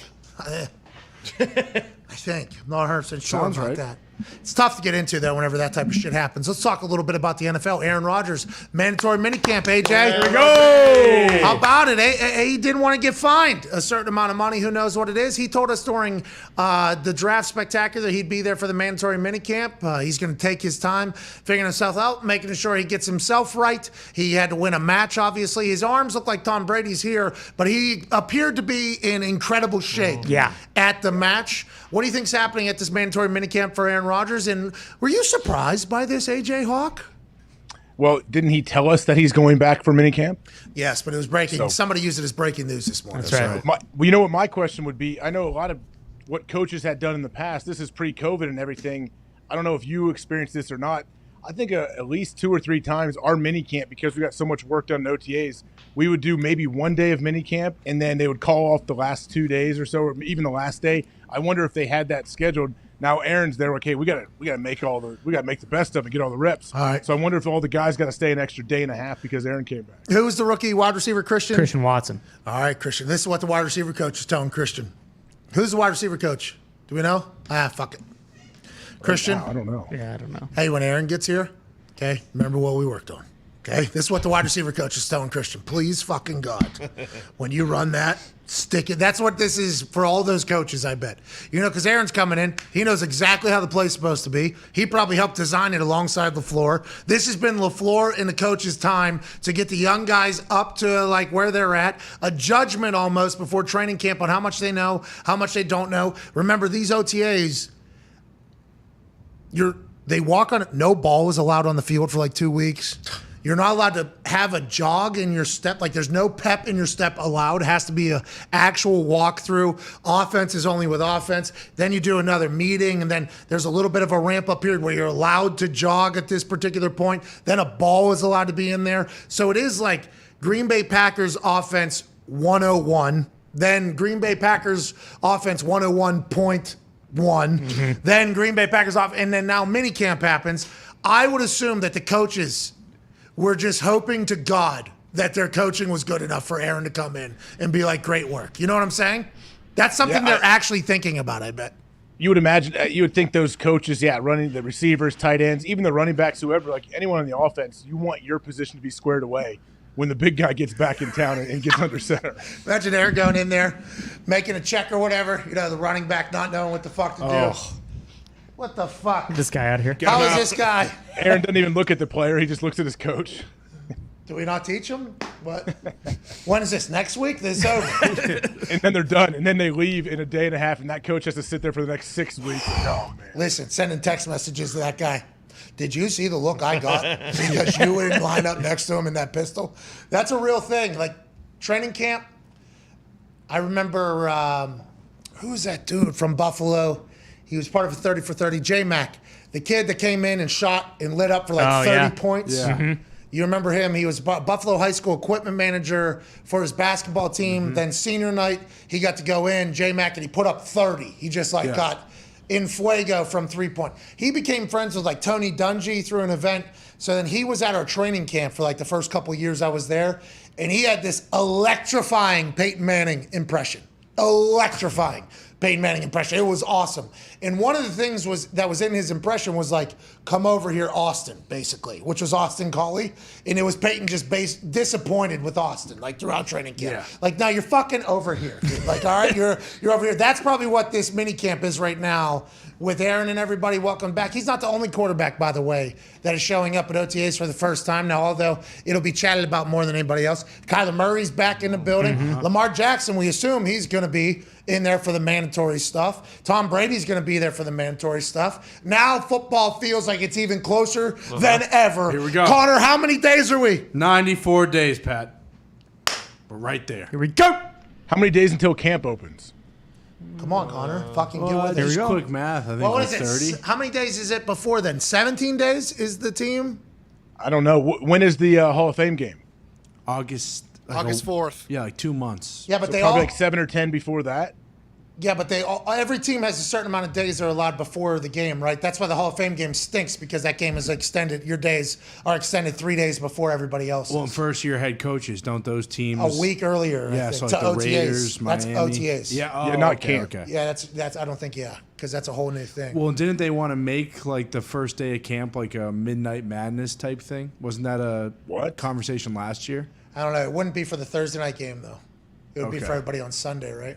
Yeah. Because those. What do you mean, like a midnight madness? For Can somebody practice? look this up? This They is wanted a to thing build that is it out up. there. How Yeah. many That's days? like high school does. High school does Friday Night Lights, like their first day of Exactly. pads. Sometimes they'll do it at midnight, like at least in Ohio they do. That's awesome. That's everybody playing on the same day. Thursday is 3 days before. I assume those teams are going 3 days before everybody else is. Then the Hall of Fame game has how many days before the first game are the teams allowed to report? Oh, The first preseason. There's an actual day. I remember this because we did the Hall of Fame game. Then we had a You can game, look up reporting dates, can't you? they're not out yet.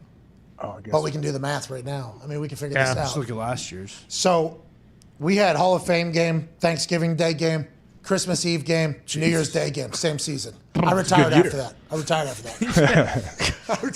that. Done. All right. In here longer, every single day. Got another surgery. This guy hates me. I'm fucking working for. I hate him too. Like, get me the fuck out of here. Seems like the universe is telling me not to do it. So it's a certain amount of days though. But there's Thursday night games, obviously reporting before then. I feel like we're close, AJ, aren't we? We're close.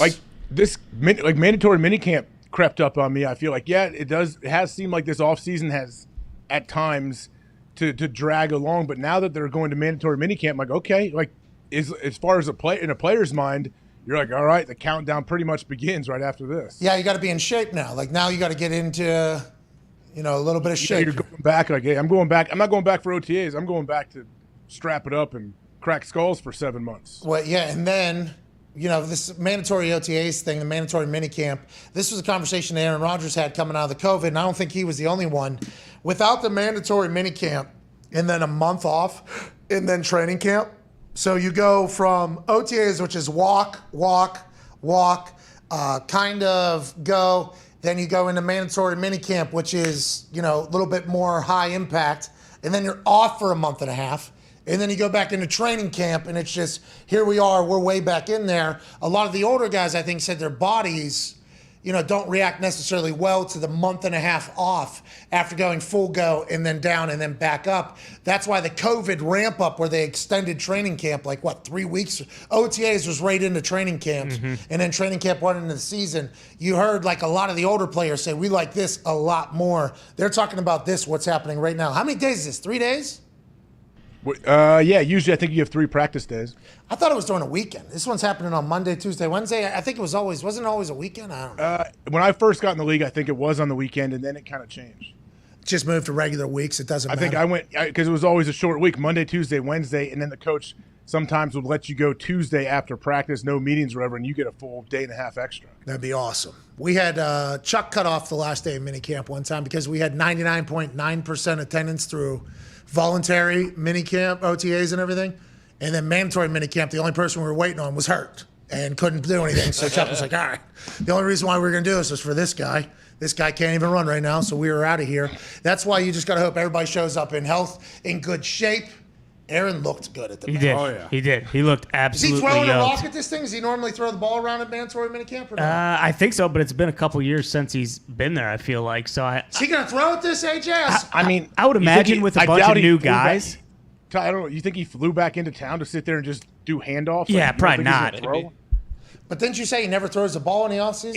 In the offseason, as in, I think, when he's on his free time.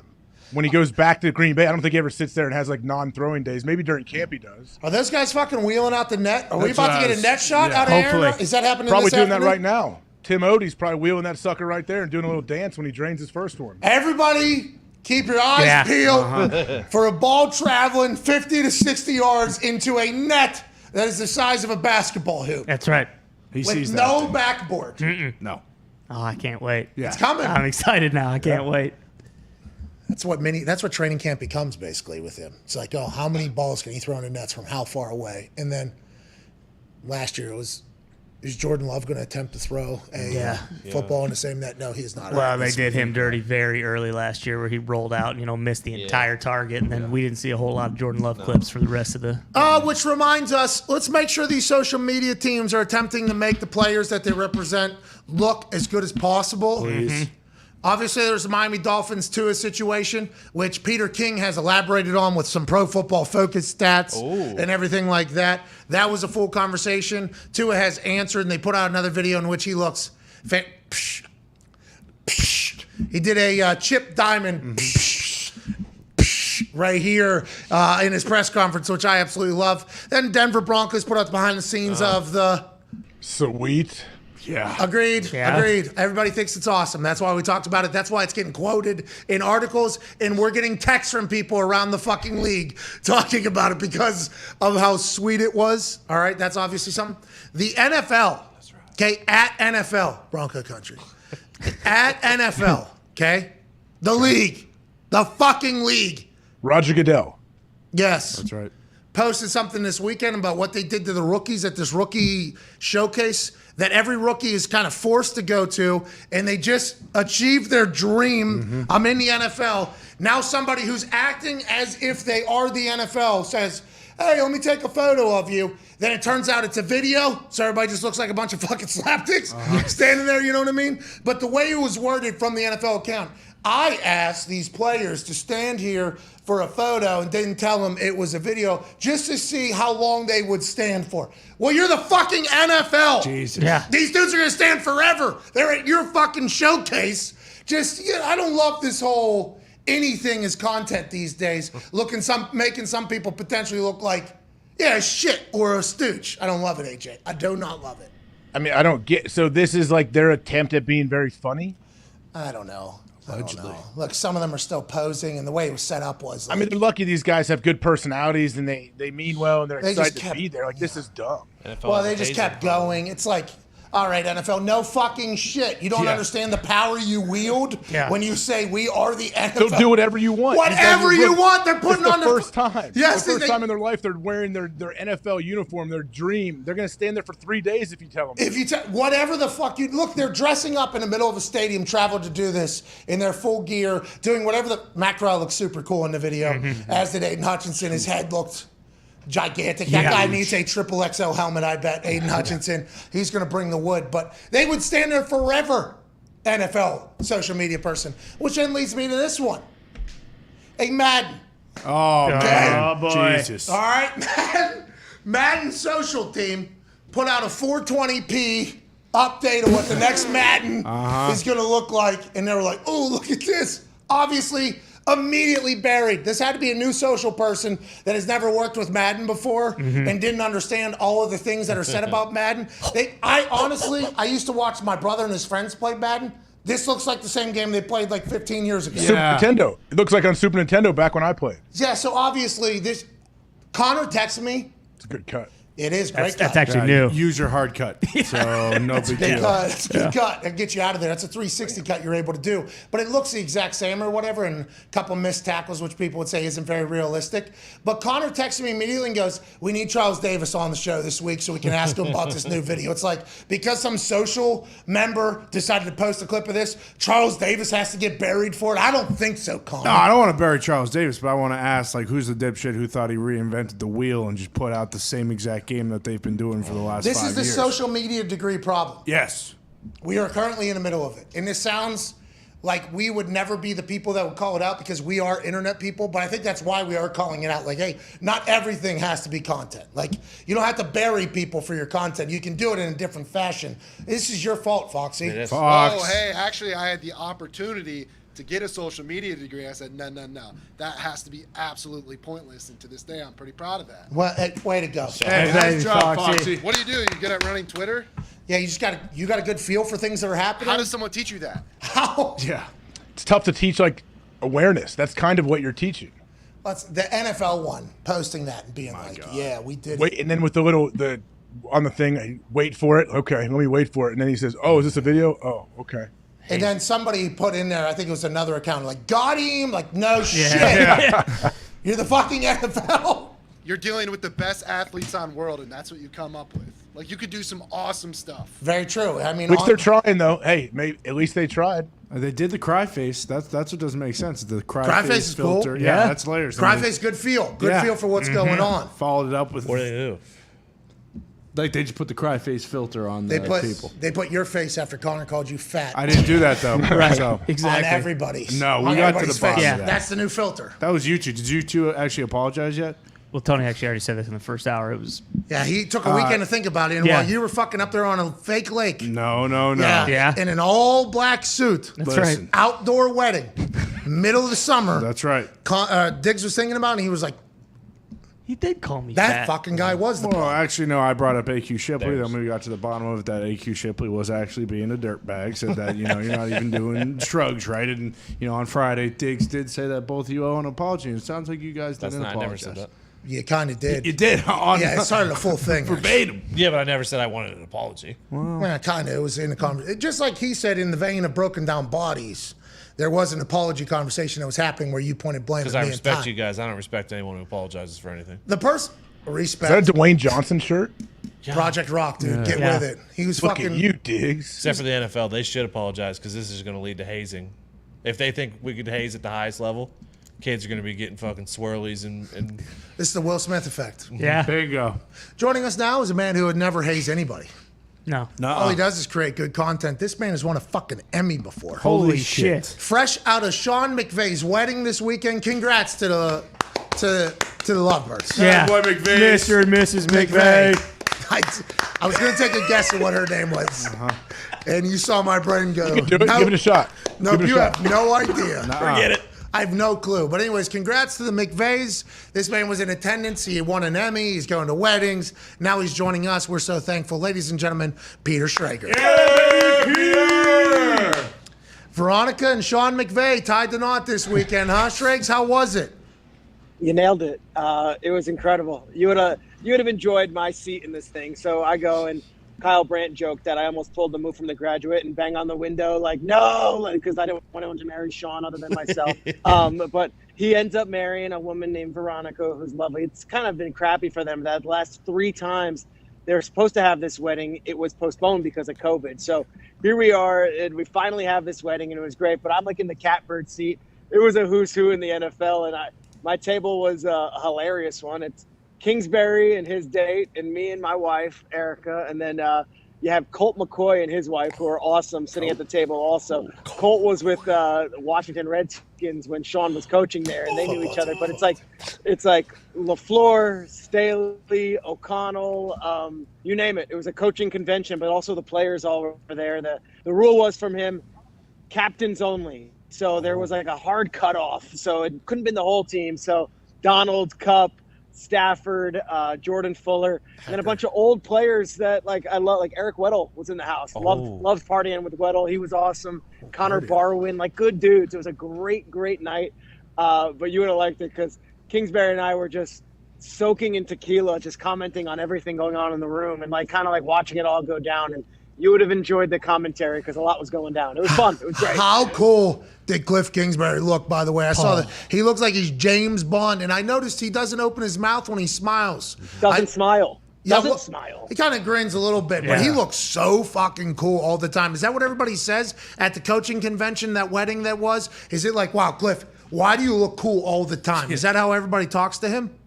He was laid back. He had the right suit on. He didn't wear any socks, which I thought was interesting for a black tie wedding. I also thought this was cool, and I'm not Mr. Classy, Mr. Graceful, but McVay was wearing a black tuxedo for the entirety of the night. Then at the end, he comes back and he had a white tuxedo on. A groom with a costume change. Had never seen that before. I mentioned it. He didn't want me to go and expand on that much. He kind of wanted to brush it off. I'm like, no.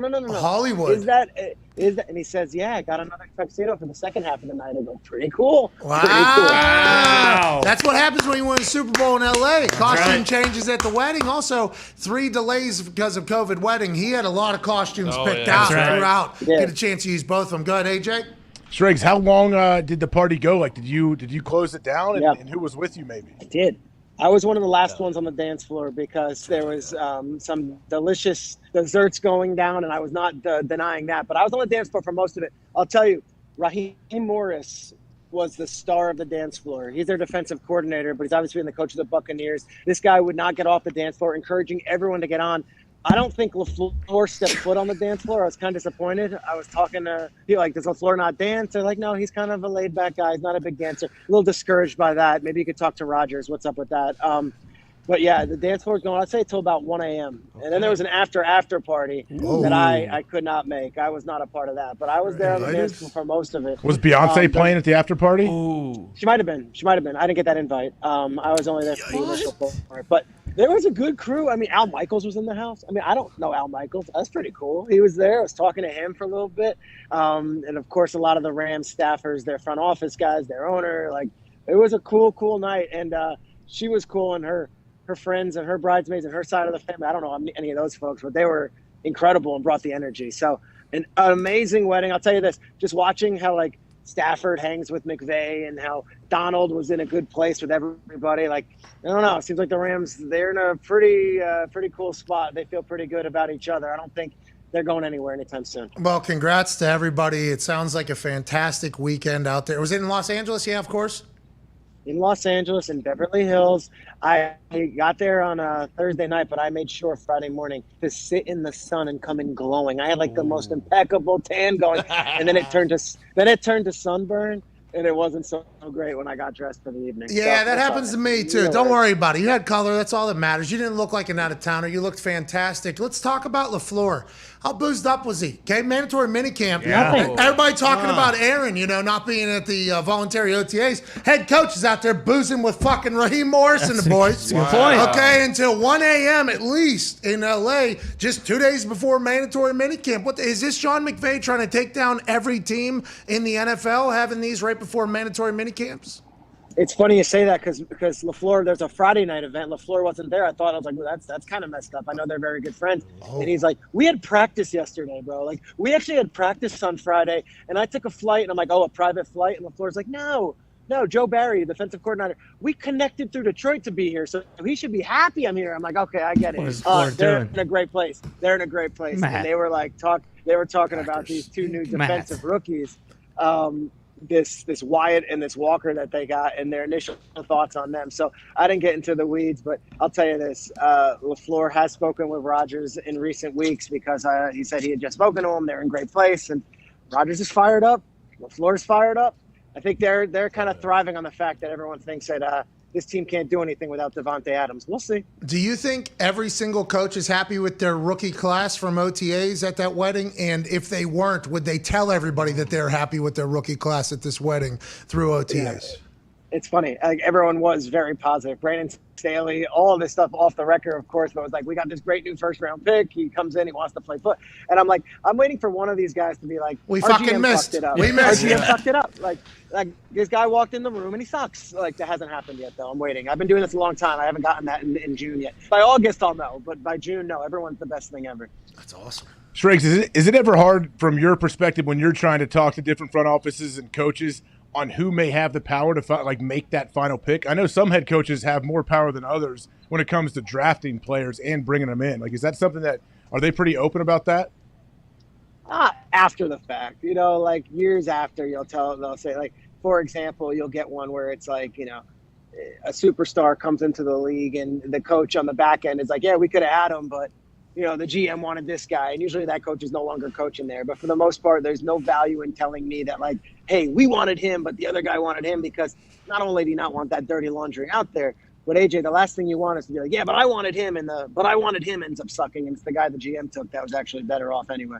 Yeah, everybody seems to be stirring shit that makes them look better at all times. I would assume with an Emmy nominated or an Emmy winning. Yeah, that's right. Hey, are you walking in there a little differently now that you've won a fucking Emmy? These head coaches can talk all they want. You're an Emmy winner now, a Super Bowl champion of media. It's true. I got off the airport. I got off the plane in L.A. and there was like paparazzi. A dream in a cardigan. Welcome to the land of fame excess. Am I gonna fit in? My name's Traeger and I got an Emmy. Everybody suck me. Keep it going. I like this. You guys had it. Yeah. Party in the USA. Crazy. Fucking Traeger. Everybody look at my Emmy. All right. Anyways, sorry about it. Did they treat you any differently? Was there a celebration for you winning the Emmy over there or not? There wasn't. I'll tell you, it was kind of great. Like, I get in there and I was waiting for the paparazzi at LAX. Didn't happen. And then I get to the wedding and no one says anything. At the ceremony, Kevin O'Connell comes over and like brings me in. He's new coach of the Vikings, and I've known him for years. But brings me in close and is like very sincerely like, "Hey, you guys earned that." And I know when Nate left, like people like wrote you guys off, but you guys put it together, and you guys still got the Emmy. And Kay's leaving, and maybe you'll get another one. But I respect the hell out of you guys, and I'm like, gosh, now I understand. Like, I was ready to run through a wall for this dude. And I'm like, I get it. Why these guys are NFL coaches. Like, it was amazing. The fact that he even knew that was great. So Kevin O'Connell noticed. That's all that I care about. Well, they're forced to watch the NFL Network in every NFL building. I know. Yeah, not forced. They get electric shocks if they don't have it on. I know. But you have been a welcomed addition to every single NFL building. Think about for a long time what was, we have to. And then all of a sudden, Good Morning Football comes We rolling get into to. town every morning. We get to watch Yeah. Good Morning Football. Congrats to you for that. Ty has a question for you, Shrek. Yeah, Shrek, speaking of GMFB, is the kind of honeymoon phase, champagne popping bottle ceremony done? You guys going to get back to work? studio Yeah, get or back what? in the studio. What the fuck's going on? We're still remote. Look, I wish it was champagne phase. I'd be off right now, and I'd be in the south of France at a hostel or an Airbnb. But it's not the case. No, in fact, we're on air, we're on remote, we're still doing shows, and we'll be back in studio, I think, for the start of training camp. But for now, we're just on remote. That's a month away. We're gonna be in a new studio by then. We're doing it with Pat. We're doing it. I don't know. Is it COVID? I don't make those decisions. It's not COVID. I think it's more, hey, let's. I don't know if it's cost saving or it's energy saving, but it's easier for everyone to not have to be commuting into New York when there's no NFL news. We're gonna do the best show possible, and I'll tell you, our show is still pretty damn good today, even on remote. I'll put it up against anything. We agree. We love your show. But I think the reason why we want to see you guys back in studio is because we want the deets on who's going to be the next cast. Yeah. Who's going to be the next cast? Like Saturday Night Live over there. Who's coming in? Yeah. Pete Davidson's out. Who's coming in? Bingo. Pete Davidson's out. Kyle Mooney, love that dude. He's out, but we have not found or been told our host. I've said this before. I so respect Kay Adams and all the amazing stuff that we've done together. Those are massive shoes to fill. And I have not been asked. I have not weighed in. I am going to be a player and let management coach and GM this thing, and they'll tell us who they have in mind when they have someone. But for now, there's been some temporary hosts here and there, but there has been no replacement named. And I'm as curious as you guys as far as what management's going to do. Management, always a good person to blame for I everything. don't know if it's blame. I trust them. I don't want to be the one to No. Blame in credit. Blame. Hey, listen, blame in credit. I didn't mean that to be as negative, but good luck to management, okay? Yeah, go get it, man. Good luck, Good luck to management. management. Management put us on the air for 30 minutes with no sound. Yeah. Now they want an Emmy. Whenever you think about Matt LaFleur flying coach on Spirit through Detroit from Green Bay to LA, was he the only coach that did that, or is that just kind of common practice around the NFL? A lot of blue-collar guys traveling. I think a lot of blue collars. I don't know if there were any. I mean, I know O'Connell was telling me he was flying back to Minneapolis because he had practice this morning. He was back early on Sunday. These guys, they are men of the people, and they are ladies of the people, and their wives, some of them, I think LaFleur's wife, Bree, actually came in earlier than Sean because she's as good a friend, earlier than Matt. She's as good of friends with Sean and Veronica as Matt is. And she was like, Matt will be here. He'll be here. You can't trust the airlines, They have layovers in Detroit. It's a tough time. Yeah, well, I'm happy everybody made it to this celebration. We're happy you got to be there and tell us what it was like. Let us dabble with what the experience is amongst the stars of Beverly Hills there. Yeah. Connor has a question for you, Shrek. Yeah, Shrek, you said Raheem Morris kind of lit up the dance floor as a coach. What players were out there kind of doing their thing? Is Stafford better than Kupp? Is Donald, the clear favorite? I mean, Colt McCoy, I could see him having a snake in his boot here and there. Did he have boots on, Colt? A snake? No, Colt. I was hoping for full attire. No, Colt was dressed in a tuxedo like a gentleman, like he was going out on the town in New York or LA. I was hoping for that Texas look. He didn't bring that one. As far as players go, I saw one player who wasn't tearing it up, but I love that he was out there the whole night. Jordan Fuller is a safety. He's their captain. He's a third-year guy, whereas the other players were kind of laying low. Oh, Whitworth, Big Whit, he was out there. Hard to miss him. He was dancing hard. But I did not see much Aaron Bar Donald. in the back? Did not see much Stafford. Bar in the There back, was dance floor in the front? all those guys were hanging by the bar in the back, and there's a lot of talk from the players. But I didn't see as much dance. I was hoping a wobble would come out or something, but nothing of the sort. Nothing of the sort. Aaron Donald and McVay negotiated a deal when he was in his white tux at the end of the night? Yeah. When he was wearing the black tux early, the James Bond look, no, those a little looser. They got it done. I didn't see them talking money, but I definitely saw a few embraces. We'll see what happens as far as him and maybe Cooper Kupp. Who knows? I saw all those guys were there. I thought that was a good sign. Oh, Coop. Put it on a ticker. Maybe Cooper Kupp down there. Saw it in the white tux or the black tux? He was in the black tux for the early conversations. The white tux, though, I think is when he was getting down to the nitty gritty with them. I think so. White tux McVay doing deals with Cooper Kupp. Just jacket? Zito, we have inside that it was just a jacket. It wasn't a full tux. It was just a jacket change. Okay. Peter First time I'd seen that. I was having fun. The tequila won that night. Go ahead, AJ. Shregs, you get any sense that the Rams are pissed off that everyone is saying the Buffalo Bills are going to win the Super Bowl?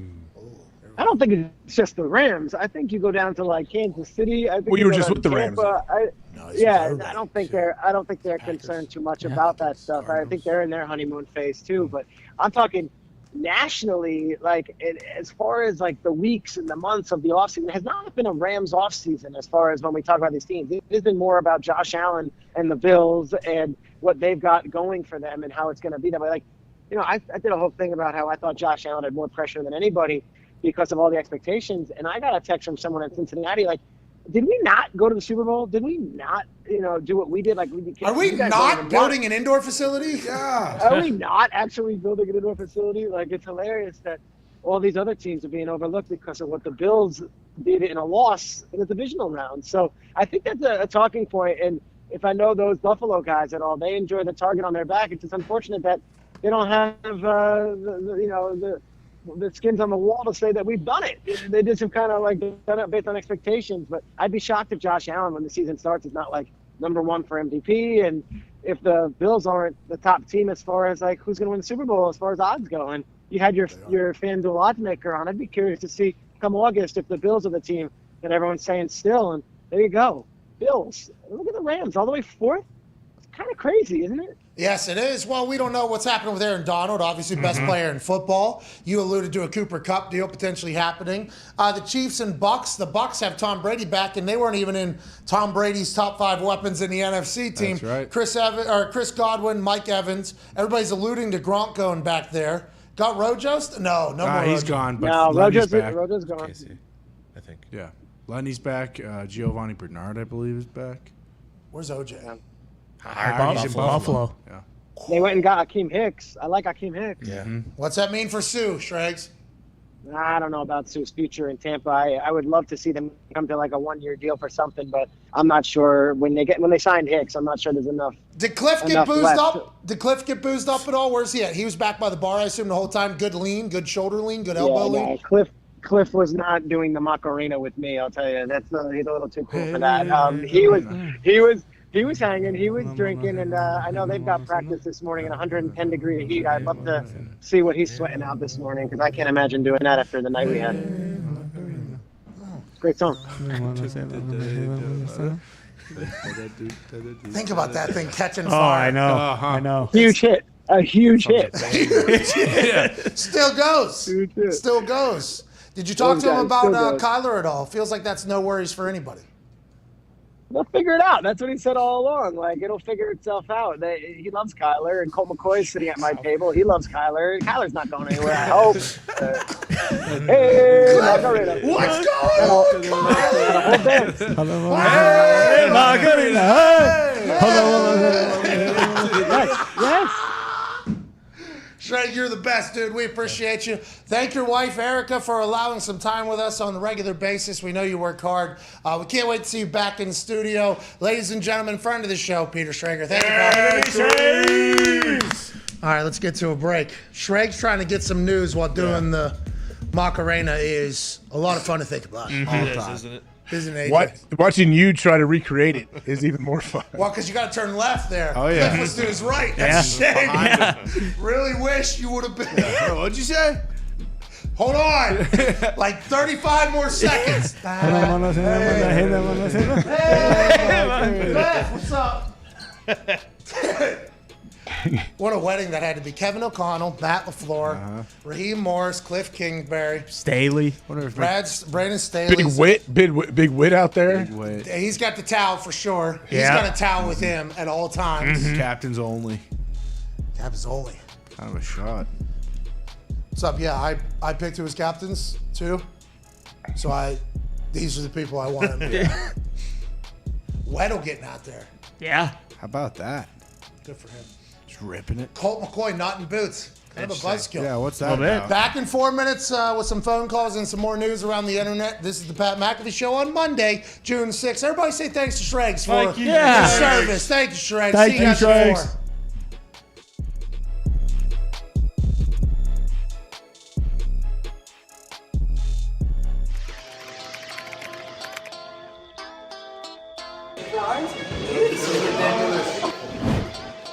is my train.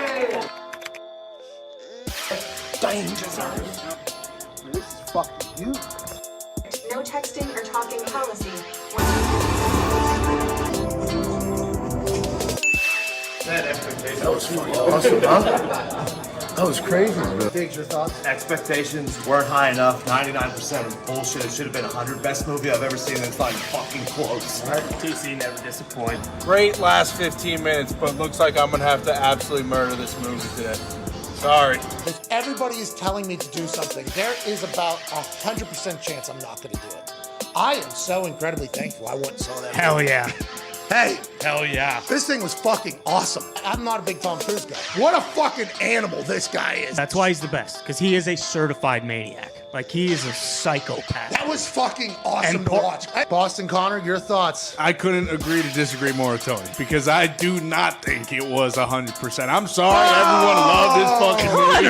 I dive in. I love it. Ty Schmidt loved it.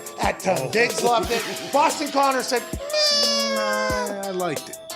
He's not mature enough to understand why that movie was so damn good. I have a surprise, obviously. That's what this show is all about.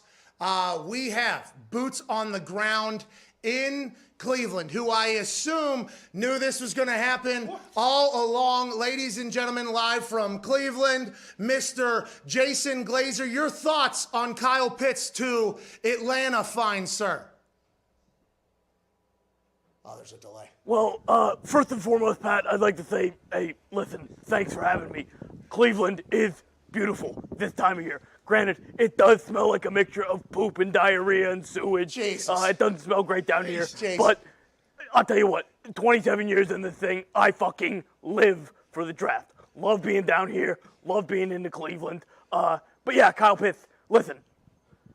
What do you want me to say? I knew this 2 weeks ago. Really? I mean, do we need to do this whole fucking song and dance? Okay. I'll give you guys 1 through 32 if you want to know. You know, do you want to have fun? That's nice. You want to not know who's going?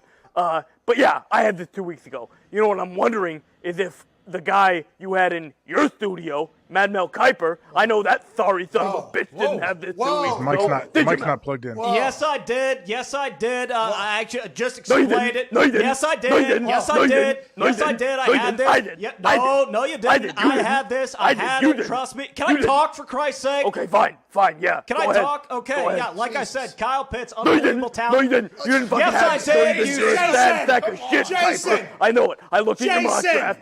Jason, please relax. Oh my God. Had no idea it was going to get like that. Sorry about that, Mad Mel. Obviously, there's a little bit of content there. He's saying you don't know your ass for a fucking hole in the ground, though, Mad Mel. How do you feel about that from Jason Glazer live in Cleveland? Well, classic move. You know, Glazer looks like he's getting ready to go to a goddamn titty bar or something like that. I mean, dress up, pal. It's the NFL draft. Look at me. I'm dressed to the nines. You know, you look like an asshole. I mean, get him out of here, can we? I mean, is he going to stick around? Can we get him the hell out of here? I think is his microphone still on? Jay, can you hear us? Jay, is everything good back there? Listen, fuck you guys. I'm out of here. I'm going over to the Rock and Roll Hall of Fame. I'm going to hang out with Dee Snider and Twisted Sister. Are you serious? Okay, Jason, sorry. Thank you so much. Ladies and gentlemen, Jason Glazer. Thank you, Jason. Thank you. Thank you.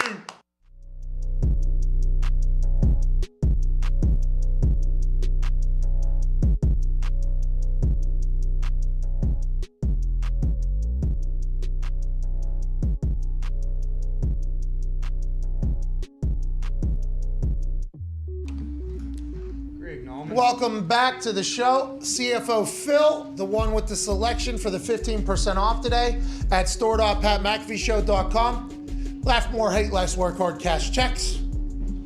Kind of a motto of my life. I seen a lot of kids wearing this shirt. Ah. AJ, kids are wearing this shirt. When did you come up with this phrase? Years and years and years and years ago. Honestly, Makes sense. I think it's a great little phrase. Oh yeah. it kind of encapsulates my entire life too. You know, I should have probably done more with it. A lot of people find a catchphrase and they just run with it forever. Mm-hmm. But I completely forget that this is a thing that I said until moments like today when I'm like, yeah, that's pretty fucking solid, I think. Feel good about it. I was obviously on some cloud when it came to be, and when I came back down to earth, had to look back on it and go, yeah, that's pretty good. Well, that's still good. Yeah, very good for me. Phil, I seen Phil's kid wear it. I saw a kid in Columbus on Friday night wear it. Oh. I've seen a kid in like numerous SmackDowns wear this one. So, hey, kids, fucking laugh more, hate less, work hard. cash checks. Hell yeah. Great motto. And just get in, get out, do what you got to do. Yeah. Shout out to CFO Phil. Hope life is good, pal. Good boy, Phil. Yeah, baby Phil. Put that back up real quick. Think about this moment right here for Phil. Oh, man. Oh, boy. Redemption. He had to run 1.97 marathons to get that one medal that says he completed a marathon. That's right. And we appreciate it for it. Thank you, Phil. Is he going to do more? Like, is he going to make his rounds? I don't know. Didn't we see him the other day? He was eating some shitty food, wasn't he, the other Yeah, day? he was. Yeah. It was like salad with extra croutons. Or Yeah, I something. think he did have a little extra dressing on top of it, too. Yeah. Yeah. He's probably done with that, if I had to guess. If that maniac continues to climb, though, he'll try to get into the Ironman. He's got. He'll do it. He'll do a triathlon next, I bet. I think the swimming part is the difficult one. I think. I'm not 100% sure. Phil seems like a guy that likes a challenge. He did just get a pull. That's probably why. He's going to have one of those fucking ropes on it. This is what Tim McAfee got an above ground pool when he was doing the triathlons, and he had a fucking wire with a harness, and he would just swim in place, at night. And then he'd be done with it, and then we get up on the roof and do flips off the roof into the pool, which led to a potential cage dive at War Games. Everything's preparing you for the future you. That's right. Remember that. That's the next shirt. Everything's preparing you for future you. Just take it in stride, baby. Let's go to the phones. News. Tiger Woods was offered high 9 figures to join the Live Golf Tournament, which, by the way, if Tiger Woods joined, which I saw he has only earned like $110 million from PGA Tour winnings, and Dustin Johnson got $125 million just to join the Live Tour. We don't know how many years that is, but that's what he's getting guaranteed, regardless of if he wins or loses the 8 events that'll each have like $4 million per for the winner, which Dustin Johnson probably will be for at least a few of those. So tack on a few million on top of that. It is now being alleged that Tiger Woods was offered high 9 figures to go over to that tournament. That would be massive, AJ, if Tiger Woods won over there. It'd be game, set, match, pal. You would think so, and I'd imagine the PGA is doing whatever they can to keep Tiger here and keep him happy, but okay, DJ gets 120, 125 mil guaranteed. What does Tiger's offer look like? That would have to be what, $500, $600 million? How many events though? Like, I guess he would have to. I'm sure there's strict language on how many events and what he does. How many years are you allowed to do this? Are you still able to play in the PGA? They're probably like, who cares? If you want to go win some more Masters and stuff. They don't care. That's Greg Norman's selling point. He doesn't want you to have to pick, and he's like, if you can play here if you want, and then go play the PGA the next week. So if Tiger would have went, now Tiger declined, I guess. Now is that? As we talked to a person at the golf course we walked off of on Sunday, who might have been the owner of the course. I'm not sure. Really? Gave off those vibes. Foxy thinks he was potentially the owner of the course. We've seen him. I've seen him. I've been there 3 times. I've seen him there every single time. Yep. And I have shaken his hand. He has a very nice benzo when he pulled out. Just got a lesson, he said. Has a cool vibe with Scott. He gave the name of the lesson, just talk to Scott. So he might be like super committed to the club that we go to, or he might own it. He said to me on the entire round, we were talking about we should buy a golf course. Oh, hell yeah. Okay, so that immediately became the conversation. Should buy a golf course. Should buy a golf. Because this course that we go to, very nice. River Glen, very nice course. Public course on the weekends. I think it's a club during the weeks. They got a pool, tennis, the whole thing. It's a very nice course. We go to it. They're very nice to us with time and let us on.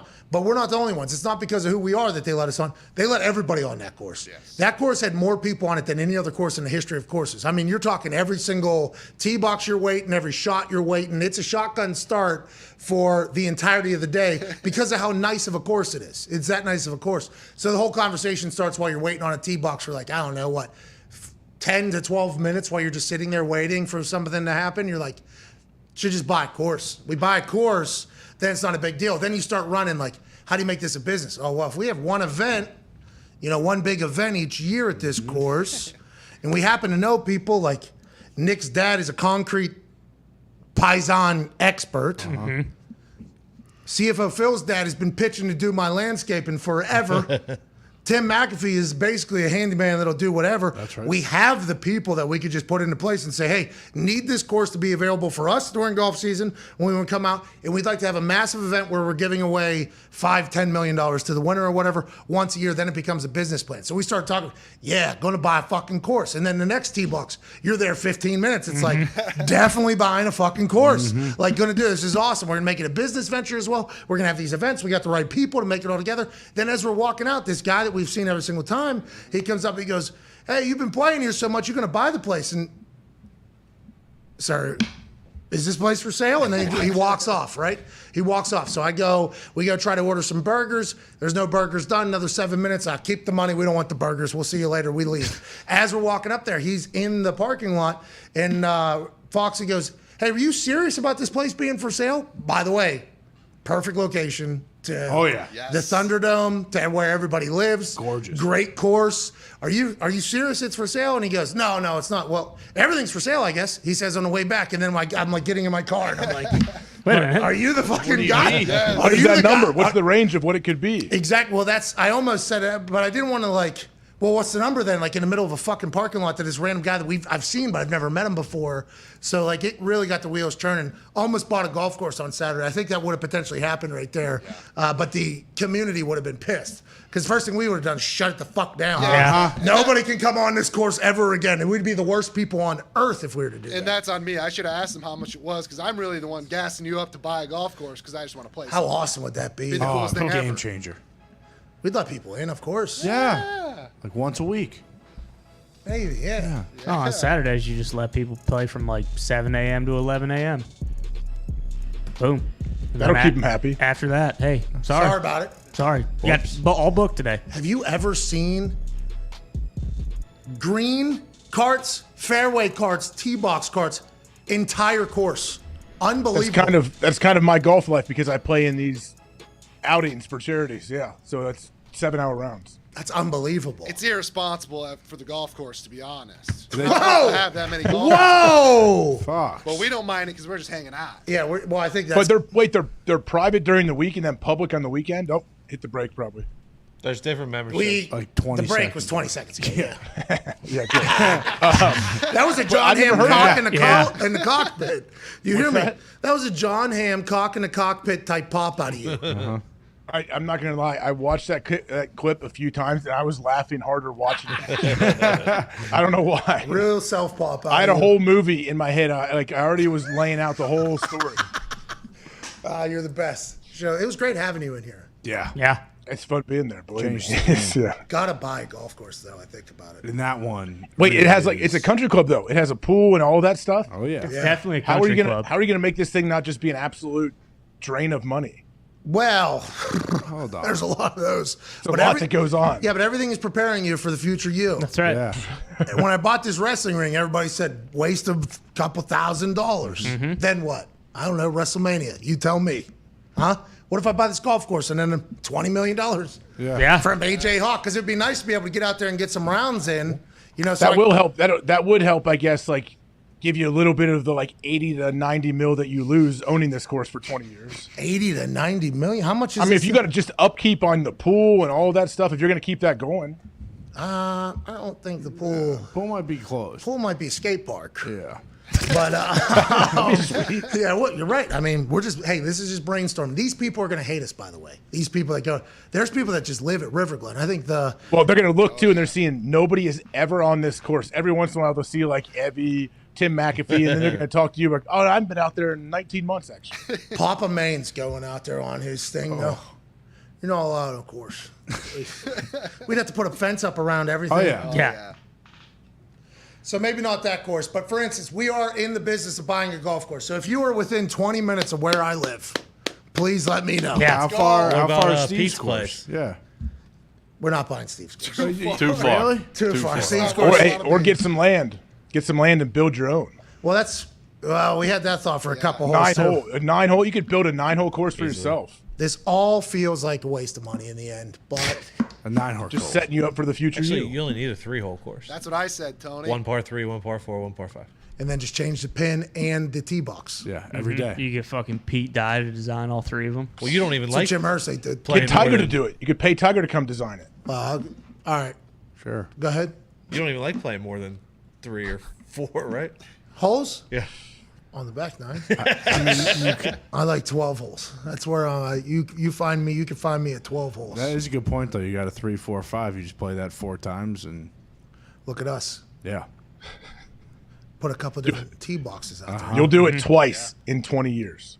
What? I would have done it twice in the last 2 weeks. Yeah, you don't know, dude. Shut up, All right. AJ. You're right. I don't know. I really hope it happens, honestly. I really have do. nothing but faith in these golf courses, too, out here in Indiana, because most courses out here are really nice, but you can't blame them for trying to pack people on whenever there's good weather, because there's very rarely good weather for a large portion of the year. So it's like the River Glen situation. It's so nice, and the weather's so nice. If they just open that up, everybody's going to be there all the time.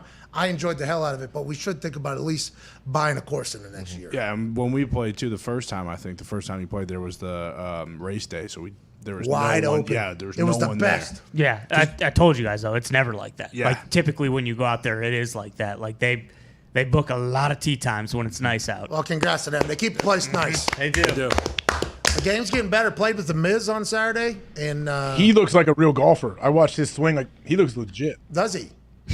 Does he not? Is he not play well because his swing looks great? It does. It does. It all looks swing. good. It all looks Good good. swing. Hits a 7-iron, 190. He has unflappable confidence. I've never seen anything like it. Just walking up to every single shot, giving a golf lesson.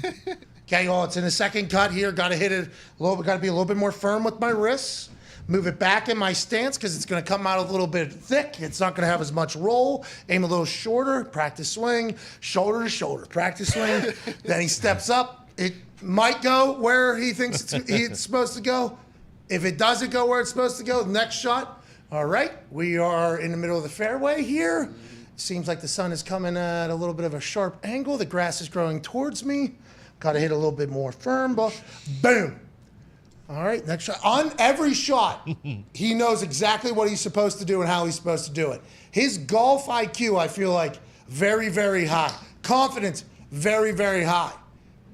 Ball contact on some of his shots when he was playing with us, not great, but he's got a month till Tahoe. Off day. It was just an off day. He's got a month till Tahoe. He's coming for me, he said. He's coming for me. Do you think that you will beat him out there?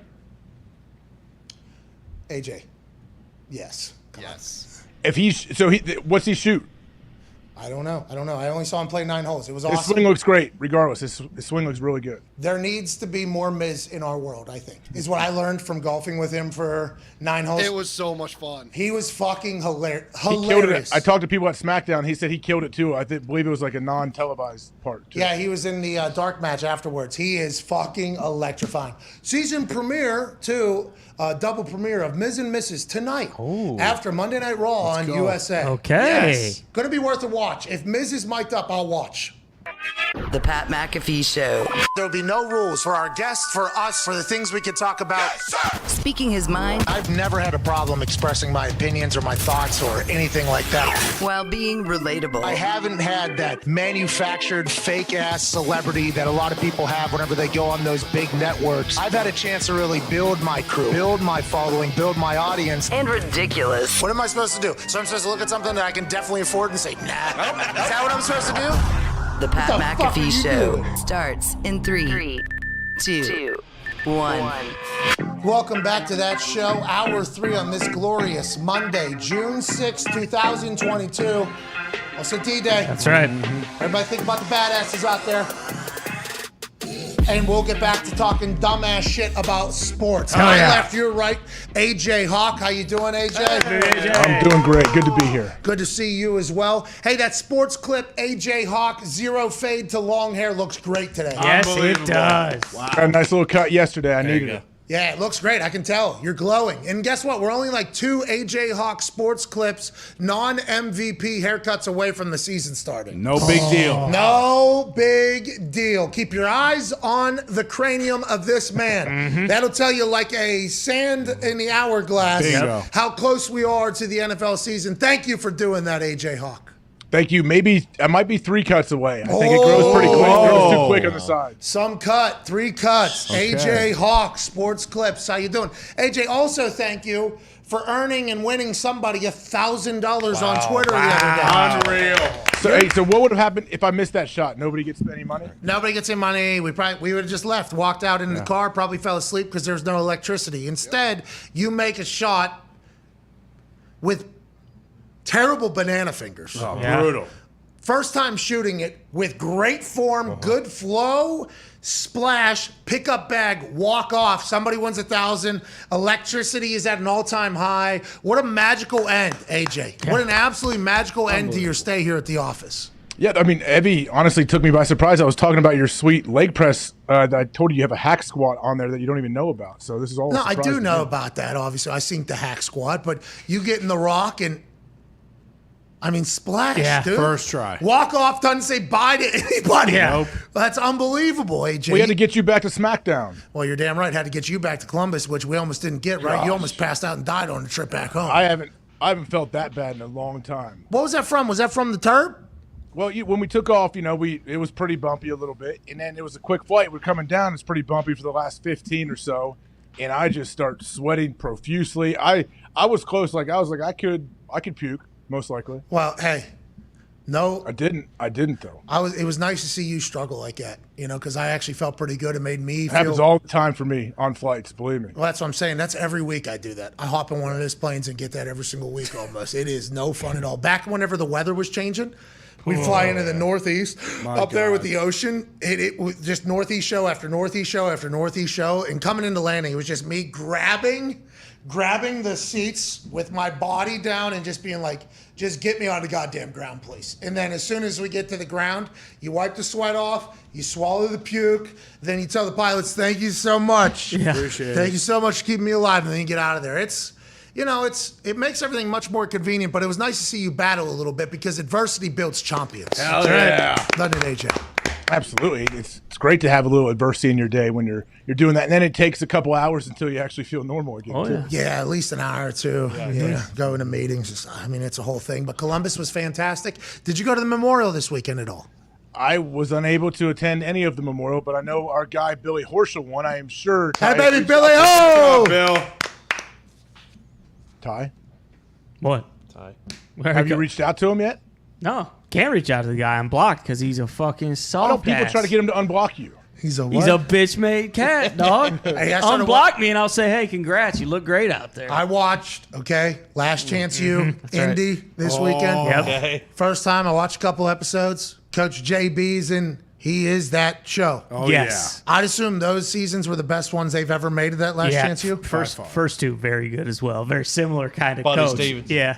Better than JB this No, time? JB is he is the shining star from Last Chance U. Buddy's also he's awesome. The next one, the newest one they did though, complete opposite of both of them. So now we know if all those dudes are going to make it or not, right? Yeah. Because Yeah. every guy, there's a running back NFL guy, there's a quarterback NFL guy, there's a wide receiver NFL guy, there's a DB NFL guy, there's a linebacker NFL guy.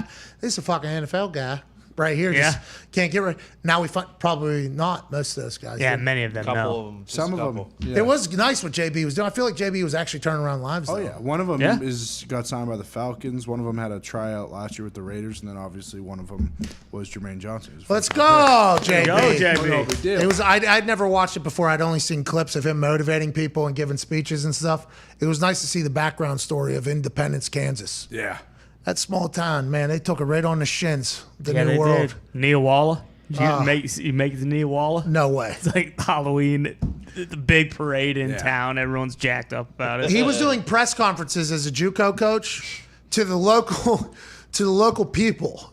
They were asking questions this one episode. Yeah. Hey, what do you got this weekend? We got a couple injuries. He's at a thing, and it's at a banquet hall almost in the middle of this little town. And there's a 95-year-old lady that's been in Independence her entire life asking him a question. I'm like, is this for Last Chance U, or does this actually happen at this JUCO college? I'm not 100% sure. He fucking turned them into a winner, though. Yes, he did. That doesn't get talked about enough. He flexes that ring every once in a while. That thing was earned, that fucking ring. That's what he's done at every program too. It wasn't just Indy. He goes to these terrible schools that are like 1-9, and then boom, 1 year recruits all the good guys, and then they win national championships. They were losing 62 zip. Yeah. Before he got there. It was hard to remain a fan of this Independence JUCO, said the one guy who was a fan of Independence JUCO. And then they started winning championships. Coach JB, baby. And did you get to meet the guy that does the weekly coaches show with him and calls the games and stuff like that? No, who's that? Jeff Carpenter. Yeah. I don't think so. Number one. I mean, Ty loves this show so Jayhawk much. fan. This guy. What? I mean, all due respect. Why he are is you good. this toxic? He Your is good. face No, just I'm lit up. not. It's AJ, just- did you see how excited he was to talk about this? But who is this? No, you're just This talking- is just like an AJ thing. This There's is no way how- it's genuine. No, There's Yeah, no, exactly. it is. He is such a mark for Jayhawk it's football that unbelievable. it's pretty funny. Like he knows all these records from 42 years ago. It's electric. It's Ty's seen this show so many times. At his bachelor party, he was like, really, I just want to golf and watch Last Chance U before we go to bed. It was awesome. Yeah, we did. JB, what an awesome. Yeah, he's a legend. What a blessing. Yeah. I did my time, all blood neighborhood, homie. That's what AJB's telling his players in the first sentence is a voiceover of him with all these other things. What a fucking, he's one of one there. Oh yeah. JB is one of one. All right, let's move on. John Lynch was reportedly offered $15 million annually to be a part of the Amazon broadcast. Would that be the color comments? $15 million annually. So this is via David Lombardi at Lombardi himself. Oh, sure. John Lynch was reportedly offered $15 million annually to leave the 49ers to broadcast for Amazon. He called it a stupid amount of money. Why did Lynch turn it down? News story. When Kyle Shanahan asked him to address the team after the NFC Championship game loss, Lynch had a powerful realization. So Lombardi would go on to talk about how he gave a speech to the entire team. And he talked to him about having the fortitude to fight through the pain of losing a game like this and then turn around and bolt on him. He said he couldn't do it, fucking can't do it, won't do it. Even though $15 million was offered to broadcast by Amazon, it might never get offered like that ever again for John Lynch. He might get offered to go back to TV. $15 million is a lot of fucking money to call NFL games, even though it might become the new norm. I'm not 100% sure. But he said the fact that and this is because he was a former player. This is because of how great he was in the locker room, how well-liked he is and well-respected he is amongst his peers.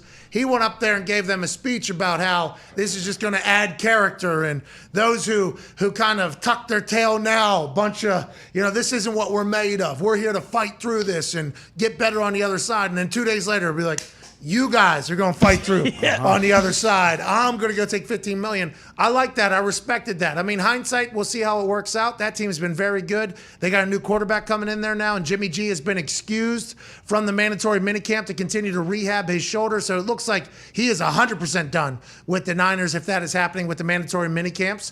But that is a fascinating story about John Lynch being a human, which I don't think will get talked about enough. Well, if there's ever a room that would understand John Lynch leaving and taking $15 million a year guaranteed, it's an NFL locker room. They'd be like, hey, man, no, we get it. We would leave too. If they offer me 15, I'll take my pads off right now and go over there. Like, I think it is pretty awesome that he's doing it. I mean, he's a Hall of Fame player. He's an unbelievable stud player, and he probably still thinks a lot like a player. I would assume it's helped him probably garner the success that they've had as a Niner. He wants to see it through too, though. He's done the TV thing. He was doing games with Fox before. Now I'm sure he probably would feel very like he would be unsatisfied if he wasn't able to at least get one ring out of being a GM. And Amazon's thinking to himself, fuck, if they win a Super Bowl instead of McVay, we fucking probably have John Lynch on there. Absolutely. But now you got Herb Street and Al Michaels. That's going to be a hell of a team. Mm-hmm. Yeah. Hey, week 1 might be best team in the NFL. Remind everybody what week 1 is. One of the best games is Buffalo at Rams. They don't have that. That's Sunday Night Football. Oh, they get the Thursday It's week 2, yeah. Week 2 is Kansas City. Chargers Chiefs? Yeah, I don't know. Yeah. Yeah, that's the first one. Chargers Chiefs. Yeah, Kirk mentioned that. Because although they're very new to the NFL, I mean, Herbie's a polished. Oh, yeah. Oh, yeah. And Al Michaels is Al Michaels. And he's done. Herbie's going to kill it. Yeah, he's done an NFL game. They're going to come in and. Yes. I think Herbie has so much respect and likes and loves Al so much, and Al probably the same for Herbie. I think they're going to have a fun little relationship too. I think so too. I think we're going to enjoy hearing and learning about that. Joe Buck and Troy on Monday night. Yep. Mike Tirico and Collinsworth on Sunday night. Mm-hmm. Greg Olson and Kevin Burkhardt on 4 p.m. on Fox. Yep. And then Al and Herbie on What about Thursday. Romo and Nance? Yeah. They get the CBS 4 o'clock? Yeah. Yeah. So that's what that was. Did they alternate, or did Joe and Troy go against Jim and Tony every single week? Yeah. Every once in a while, I think every once in a while, both of them would have like a 1 o'clock game, but typically, I think they were both on at 4 o'clock. More so. You think Joe and Troy were fucking fed up with being a part of the Tony Romo nonsense at 4 Maybe. o'clock? Yeah. Get us back to prime time. We're sick of hearing. Sometimes Nance will do the 1 o'clock if it's a bigger 1 o'clock CBS. It'll be him AFC and game. Archuleta? No. Him and Romo? Romo. Oh. Because I think they did do the Cowboys-Patriots game. It was They Nance did. and Because it Romo. was. Let's get to a break. I'm excited for this football season, man. How many days? 94 days.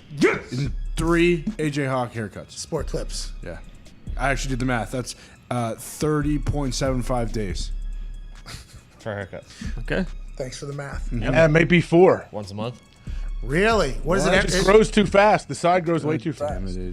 I'm very impressed that you still go to Sports Clips and pay $15 for Everywhere them. else Just is possible. like Axel Everywhere could else I got probably. a schedule. I looked at another place to try to go, and I could request an appointment. Oh, within 1 week, within 2 weeks. I'm like, okay, no, right now we got to go. Yeah, who has the time? I agree. I'm on your side. That's why we're trying to buy a golf course. That's right. We don't have time. Please do it. I'm trying. We're back on the other side about 4 minutes with Quentin Richardson, obviously NBA legend. We'll chit-chat about the Boston Celtics and Golden State Warriors being a great here we go. series. Refs even saying, hey, this one's going to go the distance. That's right. Don't you We're worry. picking and choosing who gets technicals, who doesn't. The NHL is fascinating because tonight could be a clean sweep of the Oilers. The Avalanche could be through to the Stanley Cup Finals. While the Rangers in Tampa Bay are at 2-1 currently. Rangers ahead. Tampa Bay gets a 1 win last night, scoring with 48 seconds left in the game to take the lead. Unreal. That's why they're champions. That's right. That's why they're champions. Go Boats. There's a lot of good sports happening. We'll try to talk about them all that we know about. We learned in the first hour, though, don't bet on cricket. Yeah, stay away from cricket. Did you hear that, AJ? Do not bet on cricket. I did not. I normally do stay away from it, but I didn't know. Well, Ohio's getting sports gambling January 1st. FanDuel comes to town. Oh, yeah. So let's go. Stay away from cricket. Can't wait. Stay away from cricket.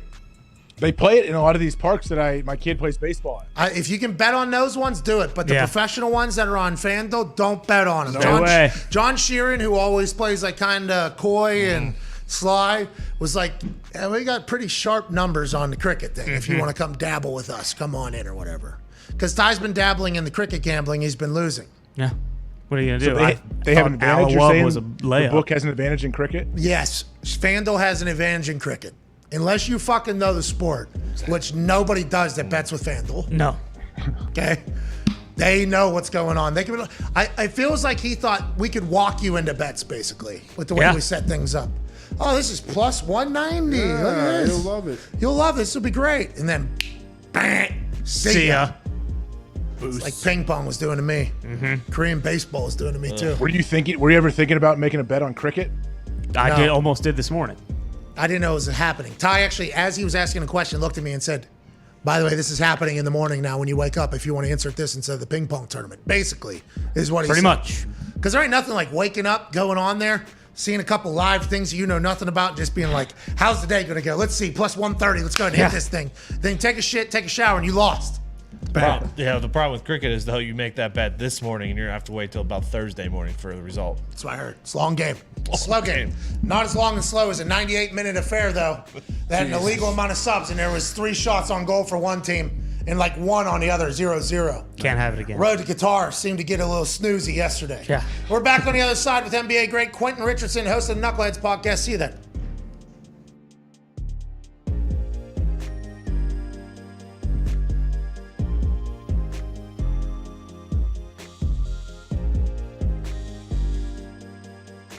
Play-by-play legend, Al Michaels. Yeah! What's up, man? You know, I decided to dress for success. I respect. I've been working out all week, baby, just to be your doppelganger. And I got to tell you something. I don't know what the future's going to hold next year, but if you got a spot for me, either in the studio or I could play the role of AJ Hawk as well. We have room for you wherever, whenever. Okay, so let's dive right into it. You know that I exist. This is awesome. I love this show. No. This is everything I dreamed about, right? No holds barred television. None. How long you been in the game? TV game? I said forever, but I should have done more research. This is 100% on me. How about 1968? I did the Hawaii Islanders of the Pacific Coast League. Minor League Baseball. Then on to the Cincinnati Reds in 1971. That's 50 freaking years ago. Marty Brennaman succeeded me for the next 44. I did 3 years there, and then I went to San Francisco. The Giants tripled my salary. And that's why. And then ABC for 30 years and NBC for 16. And here we are, man. Joining us live in the studio, Lord Stanley Cup is here! Yeah! Hey, Lord, okay. Oh! Hey, Hey, around Dan, it. have you ever seen fucking Lord Stanley's cup, dude? Look at this thing. You got that in studio? Yeah. It's Lord Stanley's cup. It's big and nice and wide. We got Lord Stanley Cup in the studio. What does Lordo dream of when it takes a Stanley snooze? We want the cup. We want the cup. Well, we got it right now. Oh. AJ, will you give the fucking cup a motivational speech or not, dude? Please, I'm holding these No, first headphones off, up like a doofus. I'm absolutely not. You spit Wow. in hockey's face like that? There's a dream of mauling zebras or hockey players while they're slamming booze. Harold, say hello to fucking Lordo. Lordo. Hello, Lord Stanley Cup. You know what, Harold? I like your attitude. Can't pick it up, but we can. Look right at it. Give it a hug. Don't you worry, your little Lordo head. We're gonna get you back to Mike and your Lordo. It might be a replica. It's not. It's It's not. not. What did you just fucking say? We want the booze out of the cup. Love you, Laura. Love you, Lord. That's what I'd like to do. Hallelujah. All right, so we're gonna do top ched on the hockey net, okay? Upper 90 in soccer, top ched in hockey. That seat is in the way, so if I get a pass, this should be pretty good. This is a great way to kick off a weekend, huh? This is for the soccer, all right? Because we're winning the soccer Lombardi and get through. That's a good team.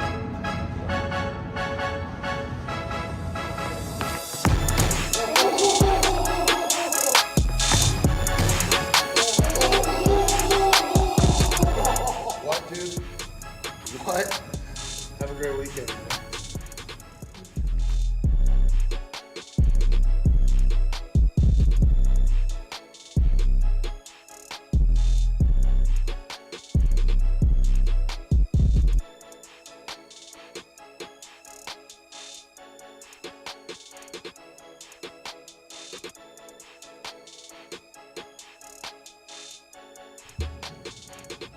Today's show is presented by Cash App.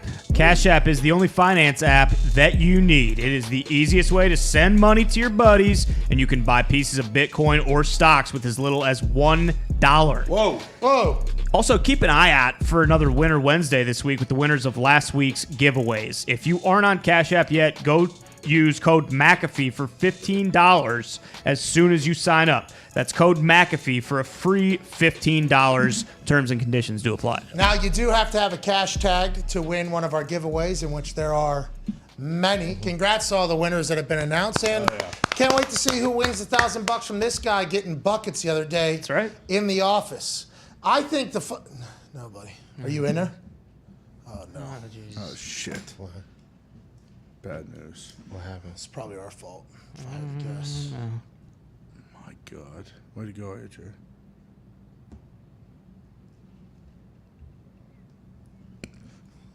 All right. Let's go. Live show. What do you want? What do you want, AJ? It's a live show. I asked you a question. What did you ask? What's going on? Well, what's going on was we're about to have a conversation with a guy who is an absolute superstar. Former first-round pick, three-point champion, absolute sharpshooter, co-host of the Knuckleheads podcast. You've seen him on ESPN, NBA OG. Ladies and gentlemen, Quentin Richardson. What's up, man? Appreciate you guys. Appreciate you having me. Now, that's not a true statement, right? Because what's-his-face got banned from the building. What was it, last year or 2 years ago? Who? Charles Oakley. Oakley. Oh, you talking about my shirt? That's right, isn't it? I mean, I'm sorry. It's great to see you. Hey, great to see you. Yeah. Sorry about that, but literally all I could see there was the once a Nick, always a Nick thing. I didn't know if that was still a thing. Is that still a thing, yeah?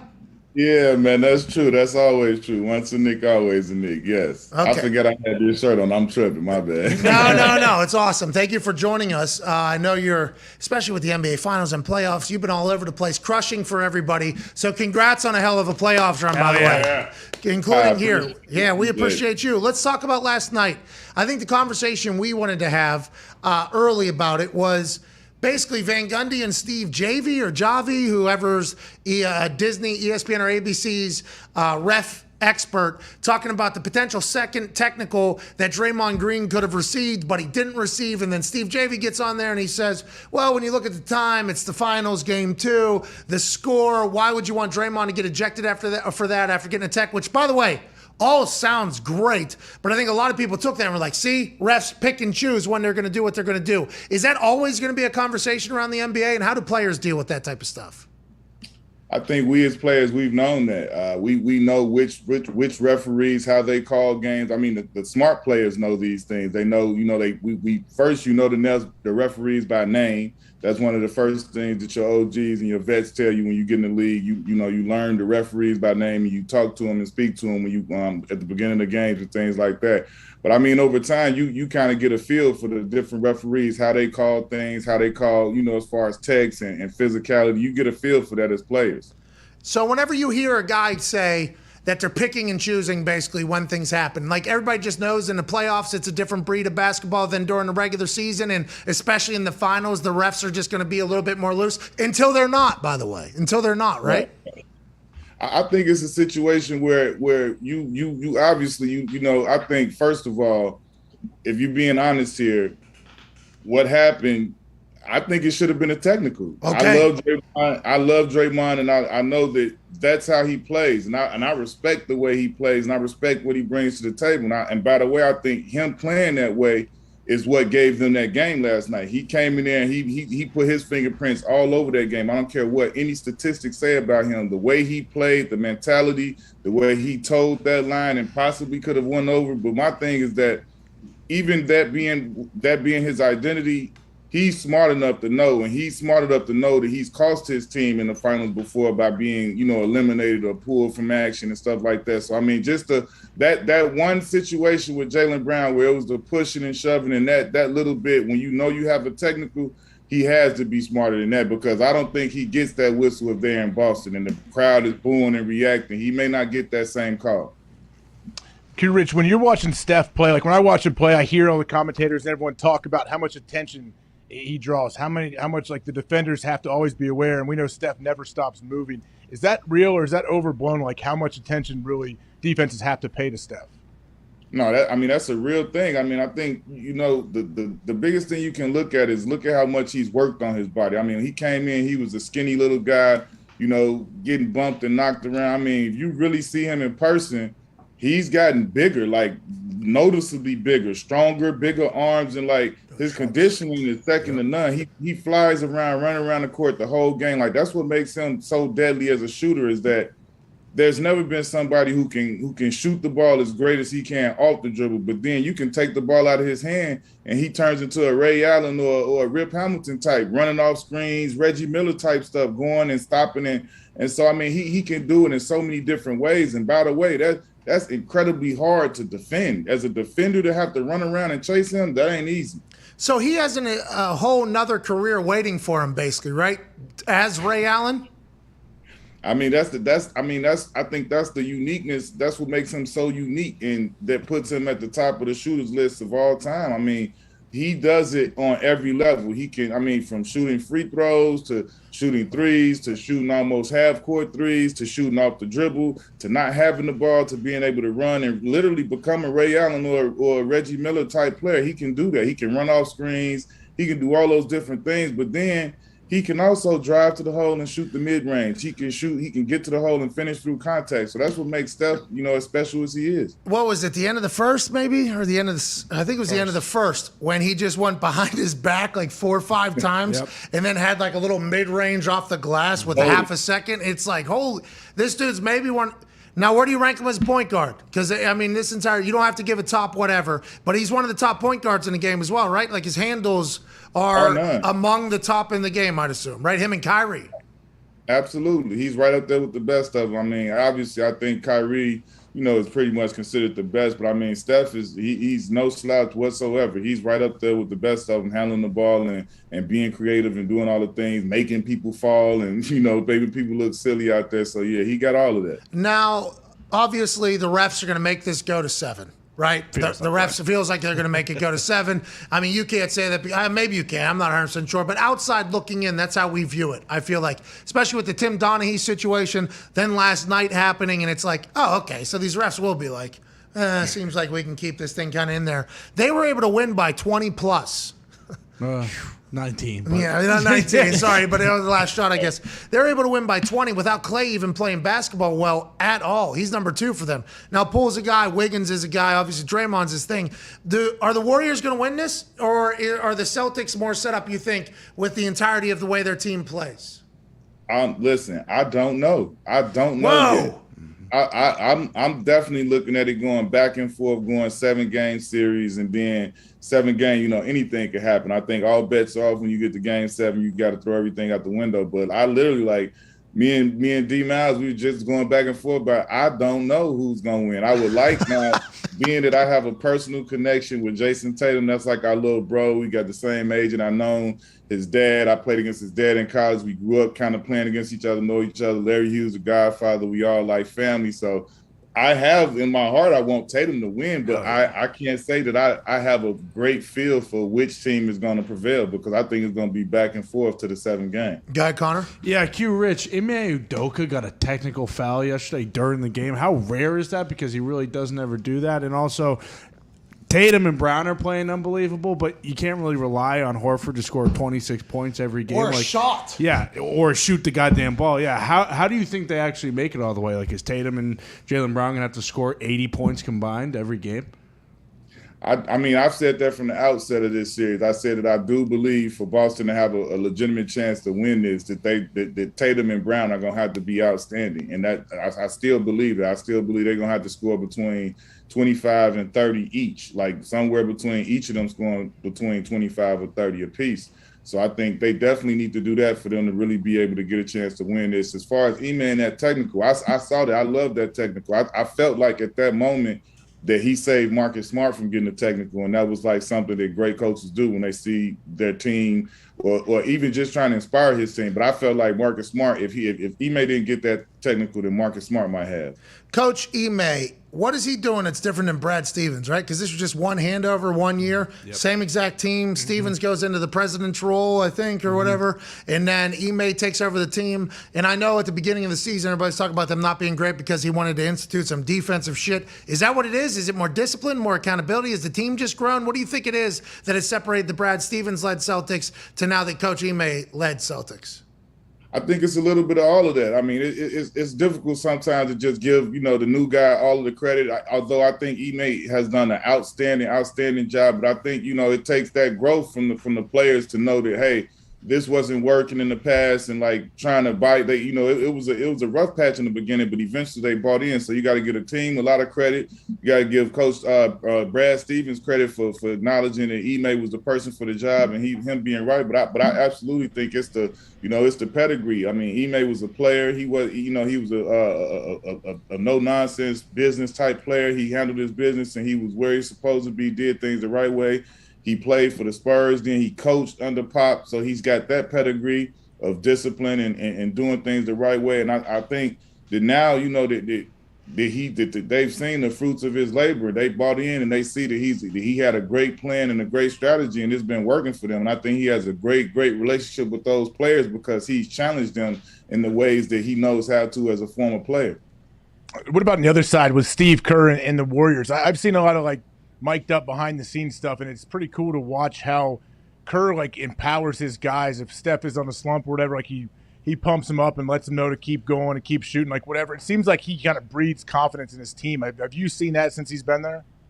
Absolutely. I mean, the tail sign is this. It's kind of like I liken it to when I played for Coach D'Antoni. And he's a similar type of coach who empowers his players and gives them the confidence. I mean, you just look at the guys that's come through the Warriors system, and you look at them at other teams, and you look at their averages, you look at their shooting percentages, they all are up. And that's because a coach is giving you confidence. And I can speak to that because I experienced that with the Suns and watching D'Antoni.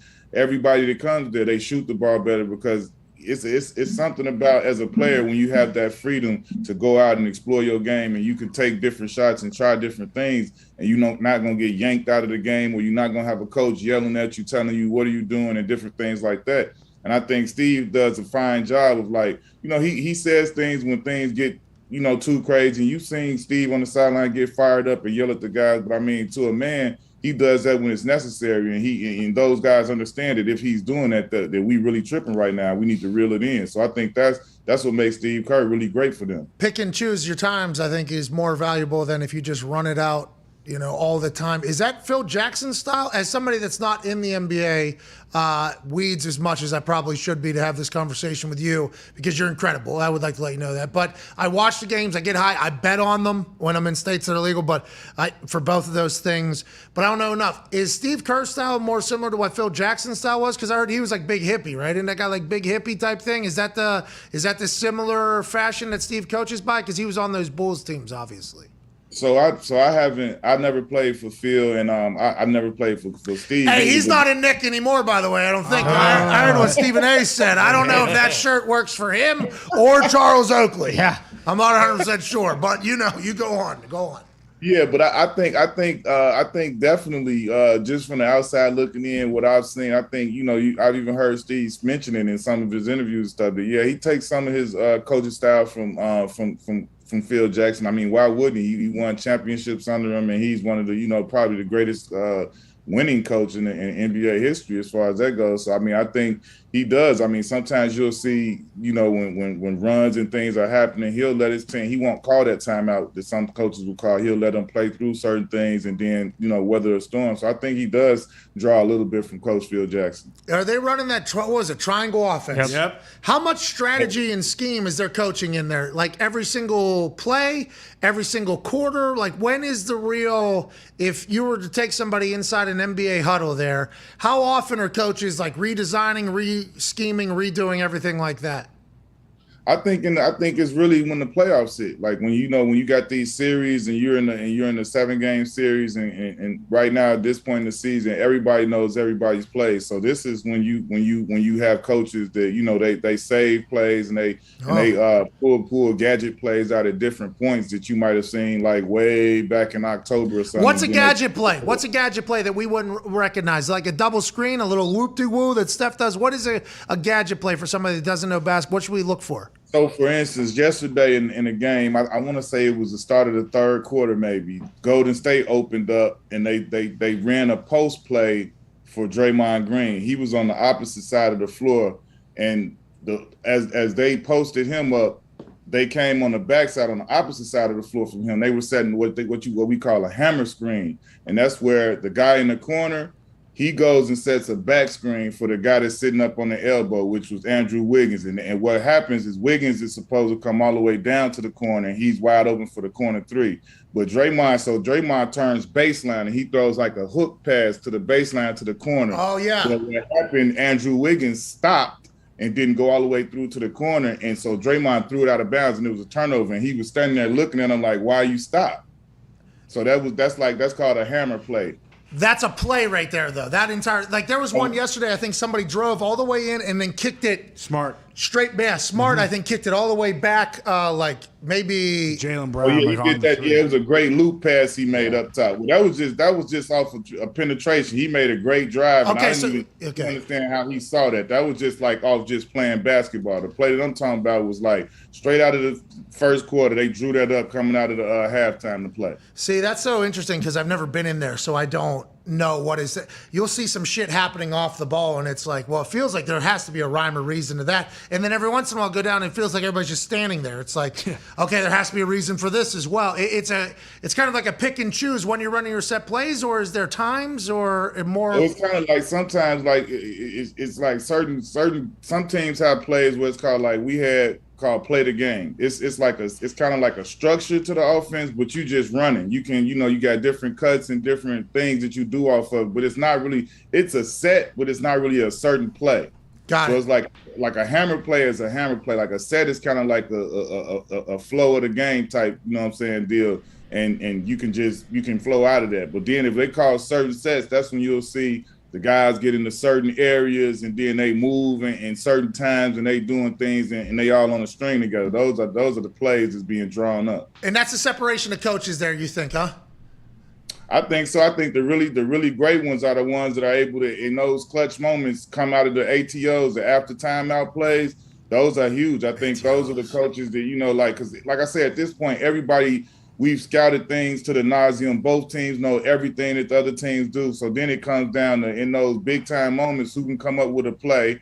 And if that team executes it the right way, you know what I'm saying? Those are the coaches that ascend and be up there because they've got those plays and they've got the discipline of their team to execute that play, and they've gone over it enough that when they do bring it up, they're not gonna blow it. I'd kill you, ATOs. Go ahead, AJ. Kill Hey, you. what about halftime adjustments? We hear about football coaches making these great halftime adjustments when in reality you have 12 minutes, enough time for guys to take a leak and the coach to yell at you for a little bit and get back out there. Are they able to actually get some stuff done in an NBA locker room for halftime?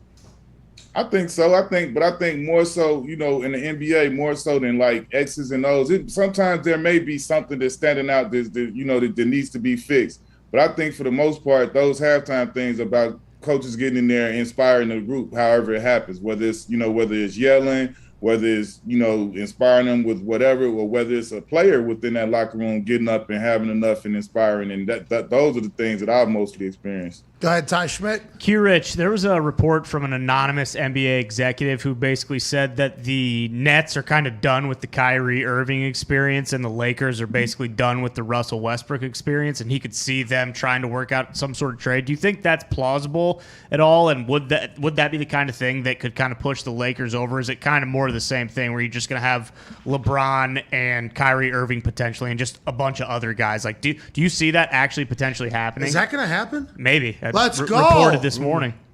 I don't see that happening. No, fuck! Come on. And secondly, I hate anonymous sources. Like, put your name on it or don't talk. Agreed. That's all. Hey, by the way, I've said this in the past, and then people from the real world come in and go, "Oh, it's not safe. People lose their lives." Like, I'm talking about sports, all right? Yeah. We're not talking about Right. in the real world, okay? We understand that there has to be anonymous sources in the real world. But in sports, anonymous sources have changed everything. Changed everything, Quentin. That's just like I could make something up right now that anonymous sources say that, that the Boston Celtics are trading Jason Tatum before Game 3. Whoa. Are they? What? Right. No. Right. Who do you know? Right. No. And then it can make no sense, and somebody's gonna say, "Well, anonymous sources, somebody said it." Like, nah, come on, that's not the way it works. We laugh at anonymous sources in the real locker room until our agent or somebody of some type of substantial dean or whatever, unless we hear from them, like that doesn't mean anything. All right, well, if you break any news, then we know it's real, right? Yep.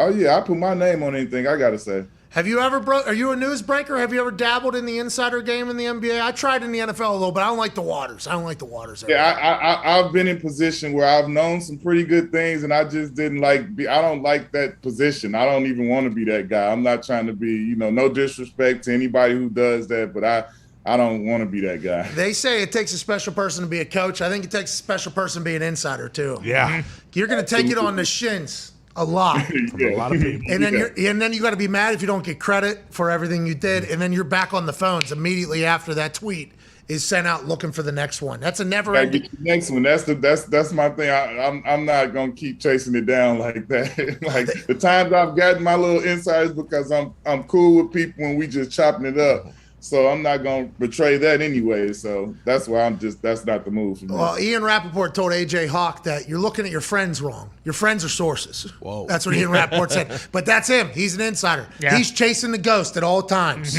He's chasing the ghost because somebody else is, and we got nothing but respect for it. Just like you. We can't thank you enough for joining us, Q Rich. Yes, sir. Appreciate it, fellas. Anytime. You're the man. Ladies and gentlemen, Quentin Richardson. Yeah, Q Rich!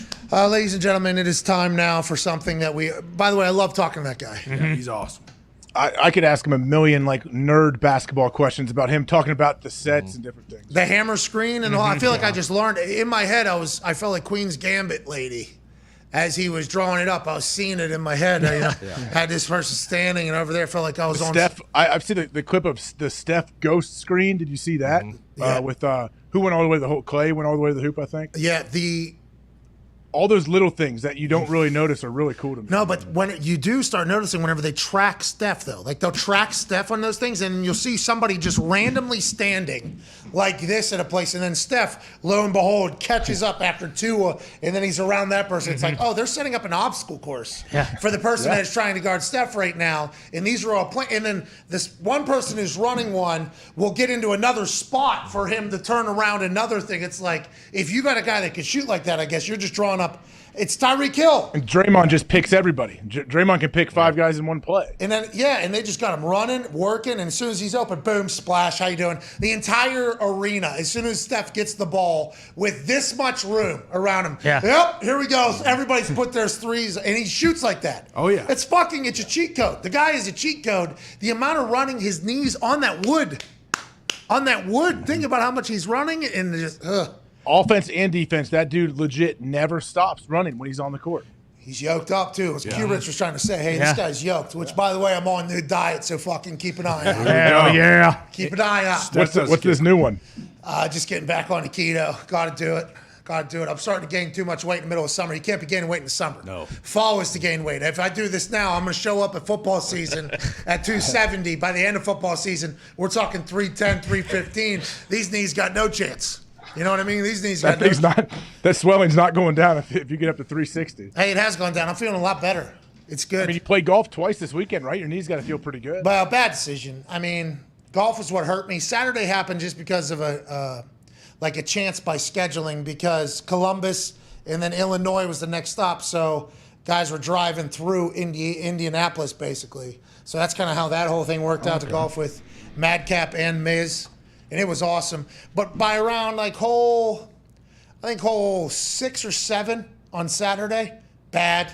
Then Sunday, hole 8, 7, 8, 9, it got bad again. So I'm working it, but it's not smart once your knee starts to feel a little bit better from an injury that happened of doing something to just go back and do that same exact thing again, repetitive. It was bad decision, but I got no time. The knee needs to figure it out. I got 1 month. Yeah, exactly. You got to get the body ready. I mean, there's no way around. You got to get that sleeve on there, man. Yeah, did you wear a sleeve? I'm not wearing a sleeve. Not wearing a sleeve. You're going to have pants on. No one's going to see it. I texted one of the Colts guys. I was like, I got this fucking fluid lingering around on my knee. How do I get rid of this thing? Sent me a full treatment plan with obviously nothing that I have. Got to get a little stim on there, get a little bit of this, need a little bit of this. It's like, all right, let me fucking Amazon that to the house, I guess. Jeez. They're like, why don't you come by? I'm like, is this a real offer? And then they said, yeah. And then I was like, I don't have time. Who has time? Who's got time? Who's got time to do that? I don't have time to work on my swing. I gotta buy a golf course. I can't be buying equipment on Amazon to help my knee. I guess there has been some tweets to us about golf courses that are for sale in the area. Okay. Really? The only reason why I know that is because CFO Phil has responded to all of them going, not now, please. Please. Come on, Phil. Phil knows how I am. I'm pretty, zeked up about this idea right now. Yeah. So there's a good chance, I zeke out and fucking do it. Might as well. AJ did mention the IVs, and I know they do have some IVs that are for soreness and pain. So I don't need the IV. I need this thing. I need this. Your blood dope. Get the fluid out. I need it either drained, which I don't want to do because that takes pumping up a football needle into your knee and then pumping it out. It is. The question is, why is that fluid there? What is causing that fluid? That's what you got to fix. So I asked. So I tweaked something there. I think it was a little scar tissue maybe that I tweaked or something. And then the knee. You're fine then. The knee overreacted, right? Because there's pain in the top left, bottom right, outside left, up there. It's just wherever the fluid is, there's pressure, That sucks, but at some point you just have to say, this is life. No, this fluid's leaving, pal. This is over. Yeah, it'll come and go as your life happens, but you just gotta let it roll. I just heard my dad has a stim machine. Of course he does. Wow. Here we go. Watch Tim have ice and stim. Thank you, Tim. Triathlon. There you go. He didn't get it for triathlons. This is a recent purchase. I would love to know why. Probably getting ready for his camp he had to go to. True. They sell little cheap ones at Walgreens next to your copper fit sleeves. They have little cheap stem units. Really? I might head to the As Seen on TV section of Walgreens. It's a great section. ASAP. It is a great section. Kenny Moore's in the building for mandatory minicamp here in Indianapolis. That's good news. Get it done. Hopefully they get a deal done. Sean McVay said Aaron Donald's contract is trending in the right direction. They were at the same wedding this weekend, Sean McVay's wedding. Aaron Donald was there. Straight told us it was a great time, and Aaron Donald seemed happy, and so did Sean McVay. That's good news, isn't it, AJ? It's great news. He has to. They have to have him back. Cowboys tight end Dalton Schultz is pissed after being franchise tagged. Won't attend the rest of voluntary OTAs, but he will be there for mandatory, I assume.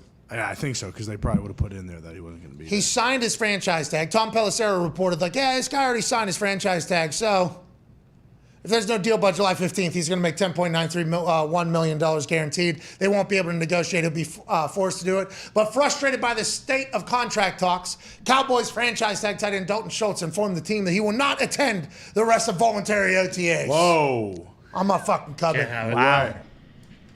He's already signed his franchise tag, which means $10.931 million is his salary for tight ends next year.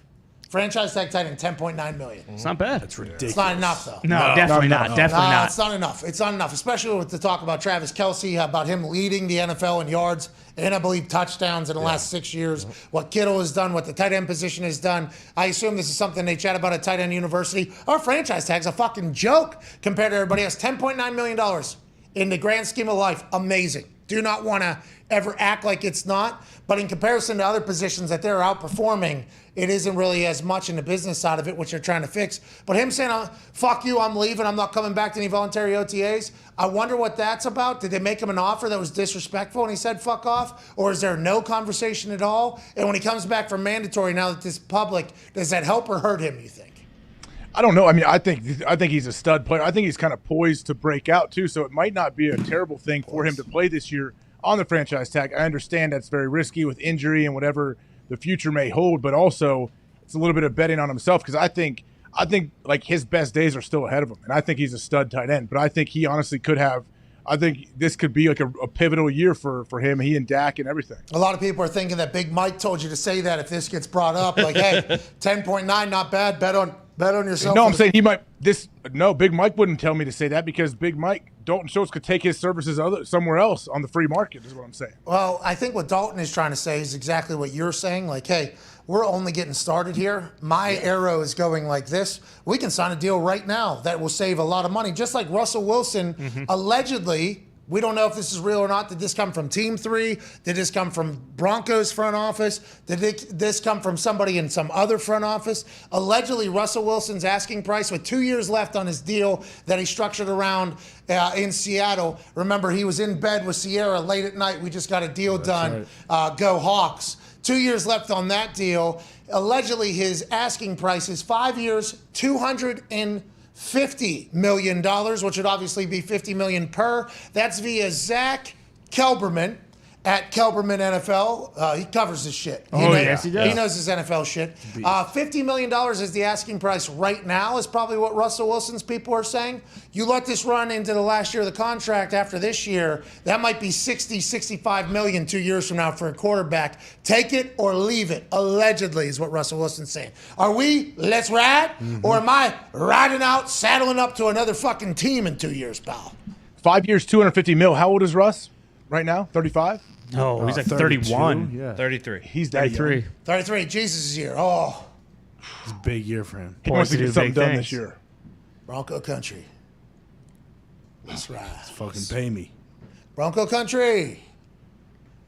Let's ride. That's right. Pay up. Someone's got to film the scoreboard the first time they play that. Oh, yeah. This place is going to go crazy. Think about all of Denver fucking going. Mile High, are you kidding me? That place is awesome. It is an incredible stadium. I was very fortunate to be on the sideline of a team that Peyton Manning had taught the entire city how to fucking act. Okay, so when defense is on the field, there's a clip of Peyton Manning on the sideline going like this, and everybody in Indiana is like, if you say so, Peyton, ah! Okay, then whenever Peyton's on the field, he'd literally go like this, and the first couple times he did it, not everybody in the stadium shut the fuck up or in the entire city, but then by like the fourth or fifth time he did this in the run that they had, everybody in the city shut the fuck up because Peyton actually pointed at somebody in the crowd and said, you, shut the fuck up, all right? Omaha! And then the entire city was quiet, all right? Just completely dead quiet. It was fantastic to watch the most wins in a decade in NFL history or whatever, the entire run. I was there for it. Think about when that Let's Ride hits for the first time with the Broncos defense on the field. Oh, man. Third and something, fourth quarter, up 3, maybe 2:15 left in the game. Pick 6 for sure. Oh, my, let's ride. Fucking D's like, you're right. Yeah. What have we been doing all day? Basically, the new Renegade. Bingo. Let's gallop. Mount up is what we Mount did. up. Yeah. Mount up felt like a thing. We haven't got to the bottom of this. And Albert Breer reported it. He'll be on the show tomorrow. In his Monday morning quarterback, he put our clip of breaking down the Let's Ride video. up there. Did he create Let's Ride? Or did the Broncos create Let's Ride and told him that was his new thing? I think Russ created Let's Ride. Nobody tells Russ in Team 3 what their catchphrase is going to be. Oh, There's maybe. no way. Yeah, he sets the temperature. His thermostat, not a thermometer. That's right. Hey, Denver, how you doing? Let's ride. That's right. You get it? Horses? Yeah, I like that. Let's ride. Let's ride. That's right. Let's ride. Right. Is that breaking or is it alluded to? Breaking news! That was a conversation with Zito in my ear. That was happening there. You guys didn't get to hear the other side. It has now been officialized after one spot was left open for the Live London tournament. Lefty Phil Mickelson has joined the Live Golf Tour after months and months of controversy that had him talk about the founding company and the founding country of the Live Tour in saying very disparaging things and then ending it with, but fuck it. If that's going to fix the PGA, I will do it. He has not been seen by the PGA, did not compete in the PGA Championship. We assume that people really did not like what Phil Mickelson said around the PGA. Now it is official. After Kevin Na joined Friday, Phil Mickelson is now a part of the Live Golf Tour, which has 8 events this year, $25 million in person, each one of them $4 million going to the winner. Look for Phil and Dustin Johnson and Kevin Na to battle that out. Also, Sergio Garcia's over there. They made an attempt to get Tiger Woods. Tiger said no. Live ain't fucking around, AJ. Live ain't fucking around. I can't wait to see Phil's presser. He's going to have a press conference early on. I know you're heading us to break, but yeah, it will be a fun event to watch. You had enough time. Plenty. I thought I had like 15 seconds. Yeah, like 40 seconds. You can still go if you want to, but I'm excited to hear Phil Mickelson chat about it as well, about what he's been Kevin Na retired too, by the way. He basically retired from the PGA Tour. He didn't just say I'm going to play Live. Yeah, He said I'm done with the PGA. Had to apologize to his one fan. Yeah. Dear fan. Tony. He was talking to us, reading, he was following. Maybe you need to do that a little bit more, Tony. No, I'm pretty sure Kevin Na has one fan. I'm a fan. Yeah. Wow. I'm a fan of Kevin Na, so I assume he has at least one more. Me too, by the way. There's 2. Yeah, but each person was reading it as one person. This is kind of what I say to people whenever they say they're scared to speak in public. It's like every person only has 2 ears, though. Like, I get that there's more than one person sitting in the area, but everybody's listening to you as just one person. Yeah. You know what I mean? Just a one-on-one convo. It makes sense. Makes a lot of sense. Yeah, it is. Is that the new version of picture them in their underwear or whatever they used to tell kids? That made no sense to me. Okay? 0. Why do I want to see a bunch of donks? Yeah. What's that about? I watched Jackass if I want to see that. Yeah, exactly. Yeah. But I never really understood why people got so... Hey, Poopies, hold on. Real quick. I believe Steve-O. Poopies won an MTV Music Award. He did. Poopies Congrats to Poopies. Movie Congrats. award, Movie dude. award. Come on. Bozo. Poopies was on with What was it Steve-O. called? Movie award. MTV Movie Awards. What did I Best call it? kiss. Music Awards. Whatever. Who cares? Wow. Poopies. Yeah. Yeah, Jesus. I mean, who does care? But- Congrats to Poopies. I'm not taking anything away from him. So Poopies, who's 35 years old, was on Steve-O's podcast, I guess, and we had one person listen to it, and that was Bill McComas. I guess his name was Poopies because he pooped in public and got arrested for it. Pretty good. Pretty good name. Congrats. That's He's pretty cool. 35. Great story. What do you mean? Huh? He's 35 years old. Why'd you say like that? Catch him Do by you the know beach, that? just chasing chicks, dude. Yeah. Poopies, bro. Is he 35? Yep. Yeah, that was a big takeaway from the Steve-O podcast. Like, how old is Steve-O? 40-something? 45? I'm 35 years old. Me and Poopy's born the same year, and I fucking love that guy. Yeah. You're welcome. That's what we brought into the world. Hell of Did a you year. see the one with the extra footage that's on Netflix? 4.5. Is Yeah. that the one you saw? Yeah, that's the. Yeah, the obstacle course one with Poopies. I've been waiting. I can't. Allegedly, he stands on a step ladder. Yes, and beats the shit out of himself. Yeah, I think his actual words are, "I'm Poopies, and I'm gonna teach me a lesson or something on the step ladder," and then it's 2 seconds of just pure chaos and violence. And then he gets up and Steve goes, "You really taught you, man." And then it's just the next scene. They just threw it away in there. That 4.5, Jackass 4.5, good. Very, very good. A lot of dongs. Sure. Yeah, we saw that. A lot of dongs. While Lordo was pulling up. Yeah. A lot of dongs, but it's a good show. Michael Pittman says he's going to be the definite receiver number 1 that everybody talks about. All right, let's go, bub. You go, Pittman. Love it. I fucking hope so. Yeah, you need that to happen. I hope so, dude. I mean, he had 1,000 yards with Carl. Got to be confident. Yeah. He's very good. He's another one of those guys like flashes of just like, oh shit, this guy's a guy. This guy's a guy. Now, was it Carson? Was it him? Was it the offense? Was it everybody else? I don't know. We'll find out. But Pittman, it could be a fucking guy. So could Strahan. Oh, absolutely. There's a bunch of young guys that I think Chris Ballard has a lot of faith in for the Indianapolis Colts as weapons, even though guys like me get microphones and be like, well, there's like 45 veteran wide receivers that could potentially, add to the offense. That I don't think you would have to overpay that much. It might be good pros for the young guys. I think he remains steadfast on the fact that they have a lot of faith in their young wide receivers being talented. And they have shown that they definitely are. And with Jonathan Taylor in the backfield, I think you're going to get a lot of good coverages for a lot of the wide receivers because of the way they're going to have to stack the box. And if Pittman becomes a guy, that's great for everybody. That's great for Indianapolis for sure. Well, it's huge, but I mean, don't you think the Colts, if they can stay somewhat healthy, at least like their primetime guys stay healthy, the Colts are going to be a good football team. Like that's how I feel. Well, can only go up. Didn't make the playoffs last year. That's right. And they got the O-line, and it feels like even Mo Alley Cox might have his best year because Matt Ryan, I mean, some of the tight ends, Hooper's best year. Rob Gronkowski's still a free agent, by the way. Yeah. I would be too. Yep. Oh, yeah. Oh, 2.5 weeks into camp. Yeah, I'm good, guys. Let's do it. I'll sign. Yeah, I'm in shape. I've been running all summer. You guys running the same exact offense you were running last year, or the same one that Tom's been running for 20 years? Yeah. Okay. Okay, I think I got it. Thanks. See you in a couple more. Appreciate it. Oh, is anybody talking about me missing OTAs or voluntary stuff? No, I'm a free agent, actually. People are talking about me going to their team. They love it. It's as much better me being a free agent than not going to OTAs and everybody worrying about where the fuck I am. Gronk's got it all figured out. But Gronk can only do it because Gronk's on the top 100 team for the first 100 years of the NFL, and he's still playing at a very high level.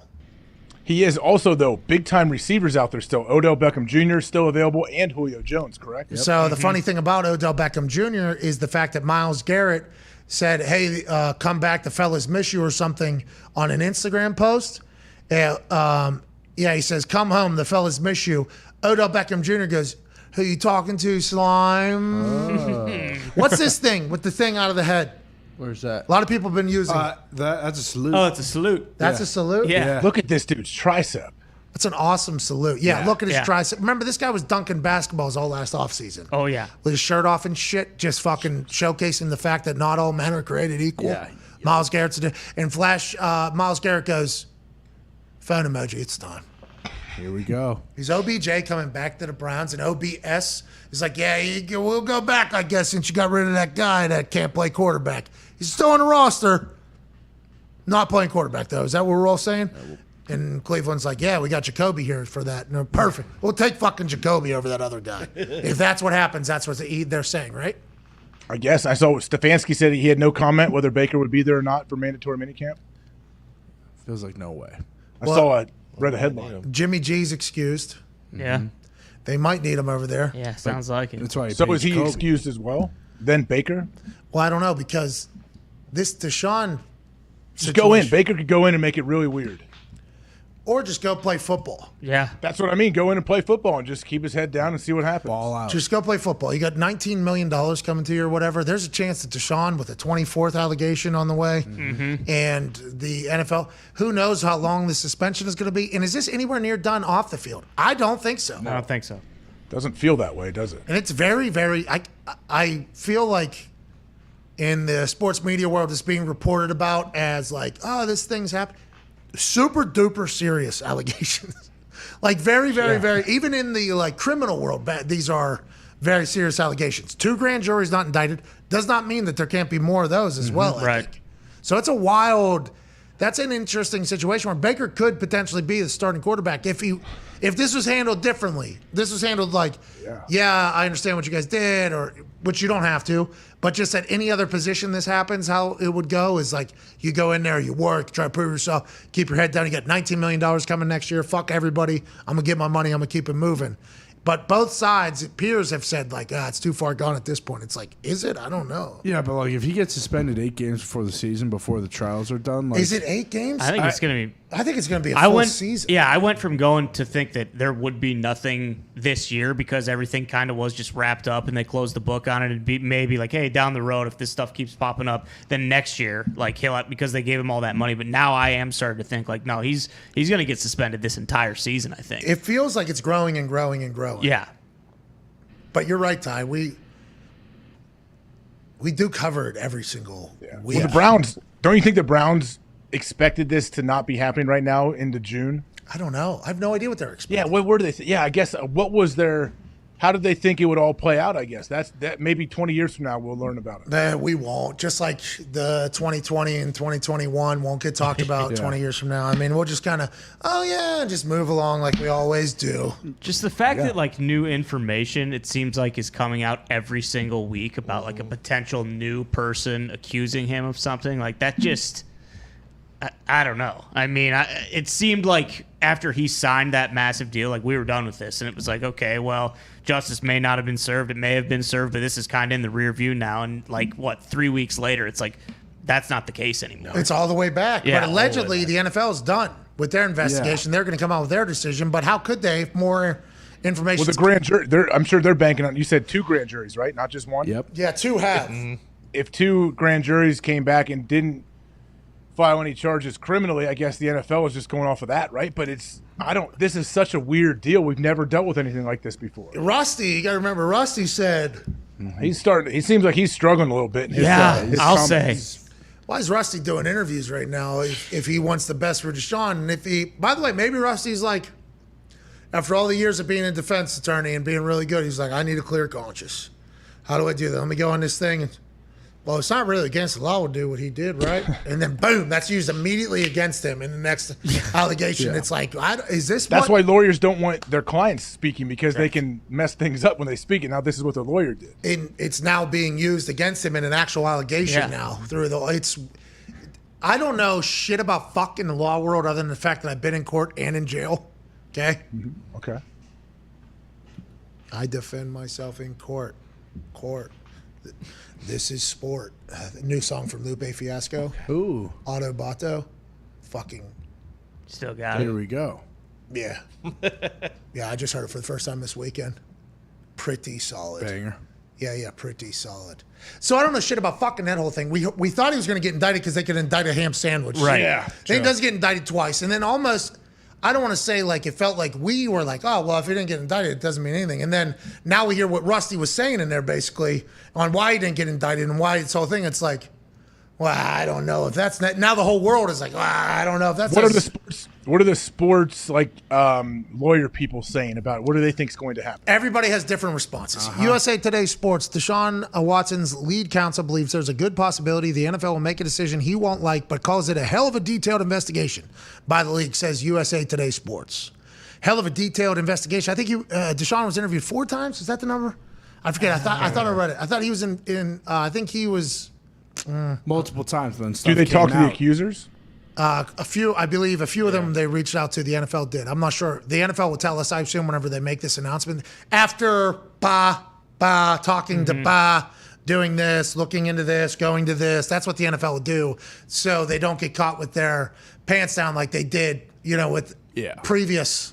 Yeah. Where a video came out 2 months after they made their decision, and it's like, you fucking idiots, what were you guys even doing? Well, and it does feel like the Browns were at least a little bit, maybe not prepared to the point where it's still going on and more allegations are happening, but didn't they structure his contract so that this entire year is just $1 million? So even if he is suspended the entire year. They denied that, though. What? They denied that the $1 million was because he could possibly get suspended, and it's a lot easier to lose $450,000 than it is to lose $24 million compared to when you get suspended. Yeah, and you can say that they were trying to do salary cap gymnastics, but we all immediately, upon seeing it being a $1 million salary for next year, went, oh. Deshaun has an agent, and his agent is smart. Who is it? Hey, we got a plan for the future. Mulugeta. Yeah, David Mulugeta. Athletes first, I think. I think he's A1. Is he? I don't know. All right, let's get out of here. Pretty good day and all a lot to talk about. Yeah. Couldn't even imagine tomorrow. Oh, well, tomorrow. Couple We good got guests the tomorrow. islands, yeah. Oh, yeah, we got Revis Island coming on tomorrow. Yeah. Sweet. And June will give us something. How about that? What's he up to? I don't know. We'll find out. Yeah. I know he's going into the NFL or the New York Jets' Ring of Honor or whatever. Nice. With Mangold, too, and DeBrickashaw. Yep. Yes. DeBrickashaw's awesome. first, I think, during the season, then Mangold, then Revis is going last. There's 3 of them going Okay. next year. Is that normal? That feels like a lot. Yeah, that is a lot. Hopefully the Jets Well, they are haven't had a good winning team a bunch in of games, and it's a fun atmosphere. Well, that won't happen. Whoa. Per his brother. Yeah, his brother-in-law. So their season's going to be over before the bye week. Yeah. Hey, sorry. Brady said a lot of good things. Brady had some good analysis, He did.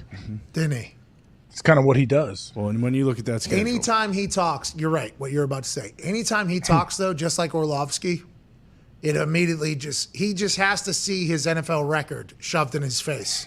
Every time that's what we put a tweet out, a couple different tweets out, and then people were tagging me in the tweets that were happening. Like some Jets blogs put up some tweets, and all anybody did was just shit on Brady Quinn's NFL record. Oh yeah, this guy knows he's 5-19 as a fucking quarterback. It's like, what, does he know more than you do? What? How many wins do you have in the NFL? None. Oh.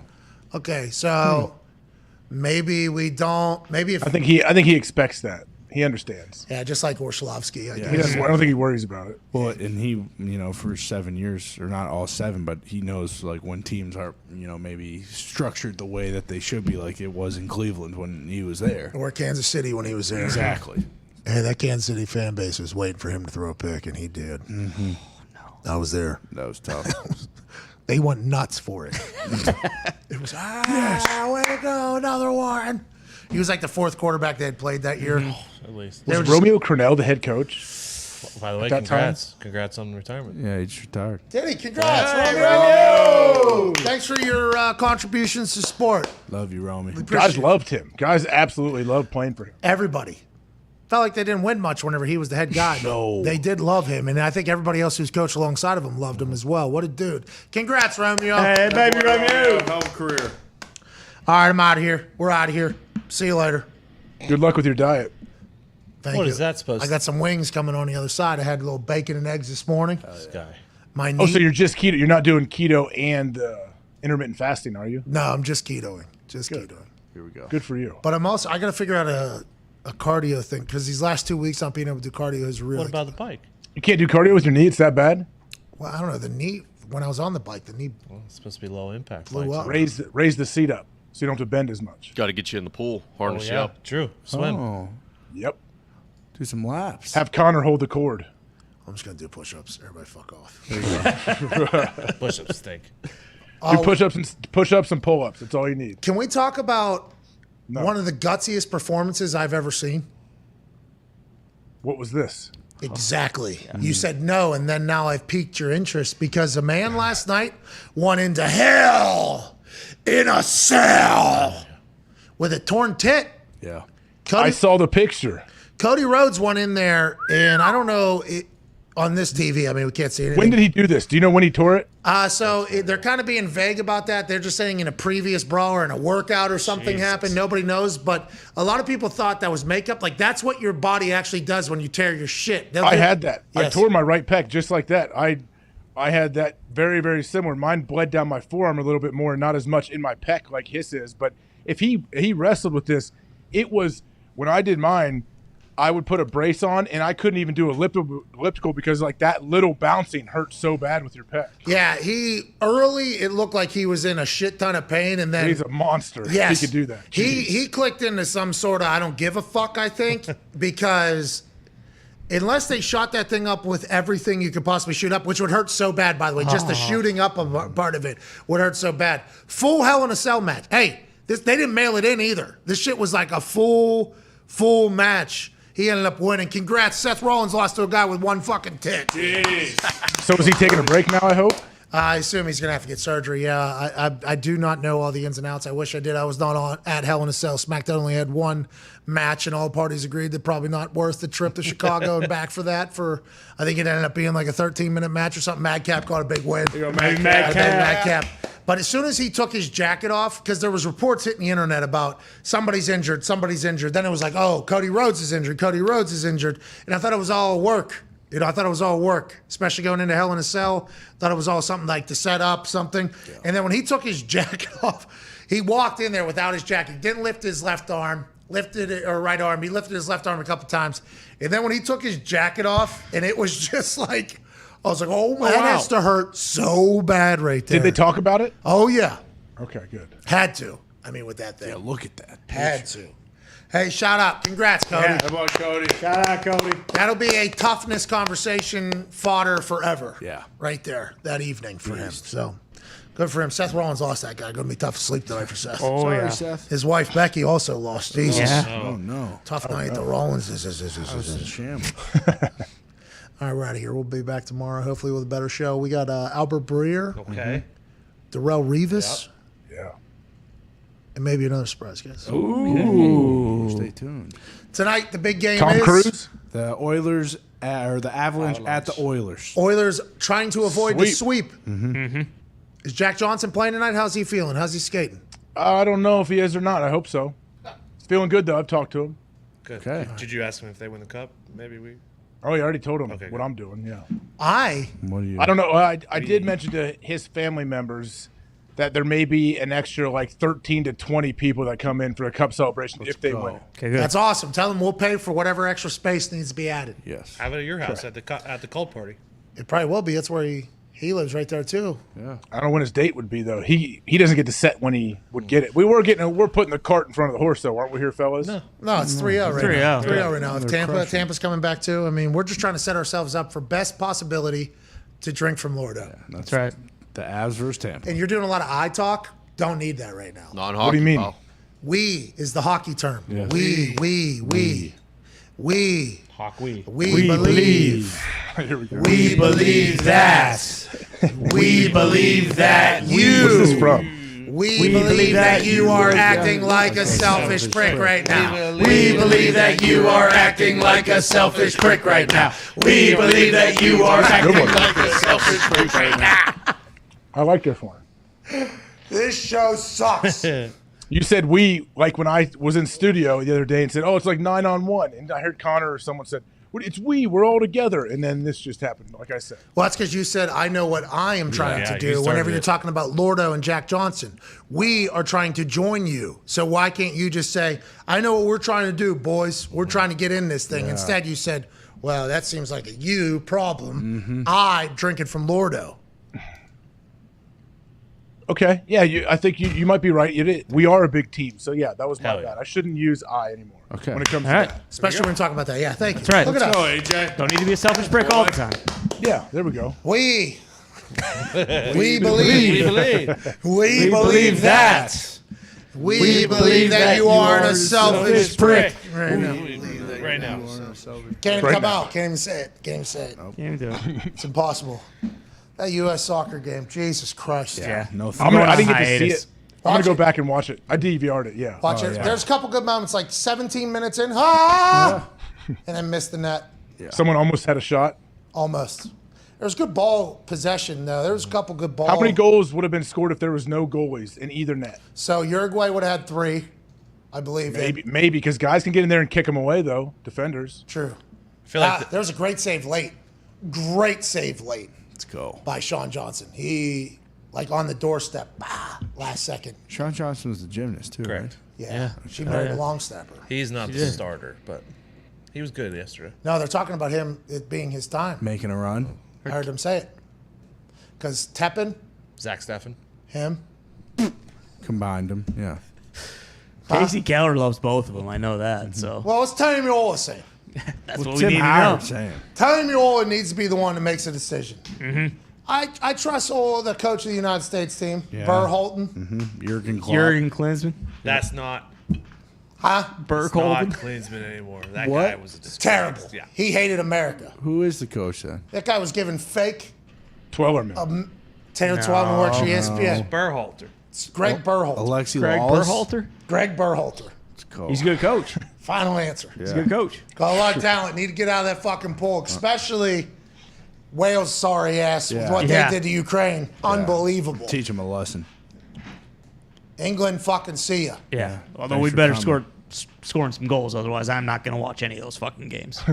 I am officially going on hiatus until the first World Cup game. I'm not going to watch whatever friendly's next. Can't do it. Can't do it anymore. There's one in Austin, Texas coming up next Friday. Can't do it. You know what? I hope there's a fucking Bassmasters on that day with Kevin Van Dam. I'd rather watch that than the fucking men's soccer. It's a good show, though. Well, hell yeah. What you've seen Kevin Van Dam angle. Yeah. What was old buddy with the blonde hair that used to have the show? Bill Dance. Houston? Oh. Bill Dance? Jimmy Houston Outdoors used to be a fishing show. Yeah, it's probably very similar to Bill Dance, if I had to guess. Where's that? These are Midwestern shows? I don't remember any of these fish Bill fucks. Dance was a Tennessee guy who'd go out there and always he filmed a show and he'd always accidentally back his boat into the water and it'd go under. He'd snap fishing poles all the time and shit like that. Stooge. Yeah, very big time stooge. Very funny. Sunday mornings. I used to watch a noodling convention. You know what I mean? Whenever they would go noodle in lakes and rivers in Oklahoma and stuff. I enjoyed that fishing show. I don't know enough about fishing. Sucks. There's people that park outside my house on Morse Lake here. Sure. They park right outside my house. These fuckers don't catch a thing. Hour and a half, 2 hours. I'm watching people just sit there. Maybe when I'm looking away at something and I come back. But Jesus, there is not a lot of success on a lot of these boats. Fishing's relaxing, though. It's their golf, right? That's their thing. Exactly. Yes. Catching is fun. Catching fish is fun. I even like just throwing out a couple casts. Yeah, people crow hop into that. You know what I mean? Couple casts, and after about 3 of them with no bites, all right. Oh, you just shoot the Head shit, back smoke in. a cigar. I'm surprised you don't like it. This guy's a Big Ten angler right here. That's right. Which is why anytime fucking Kevin Van Dam's on my screen, I'm watching. All right, we're out of here. See you tomorrow. AJ, great show, pal. Hi, boy, AJ. Thank you. Big thanks to Schrags, Sheeran, and Quentin Richardson. Tonight, the Edmonton Oilers try to avoid a sweep. We'll talk about that. Hammer Dahn is in 5-10 minutes. I think there's a redirect still available if you want to go check it out. Can't wait to watch that. You and the lad in Canada. And obviously, Mitt, you're the best. We'll see you tomorrow. Bye.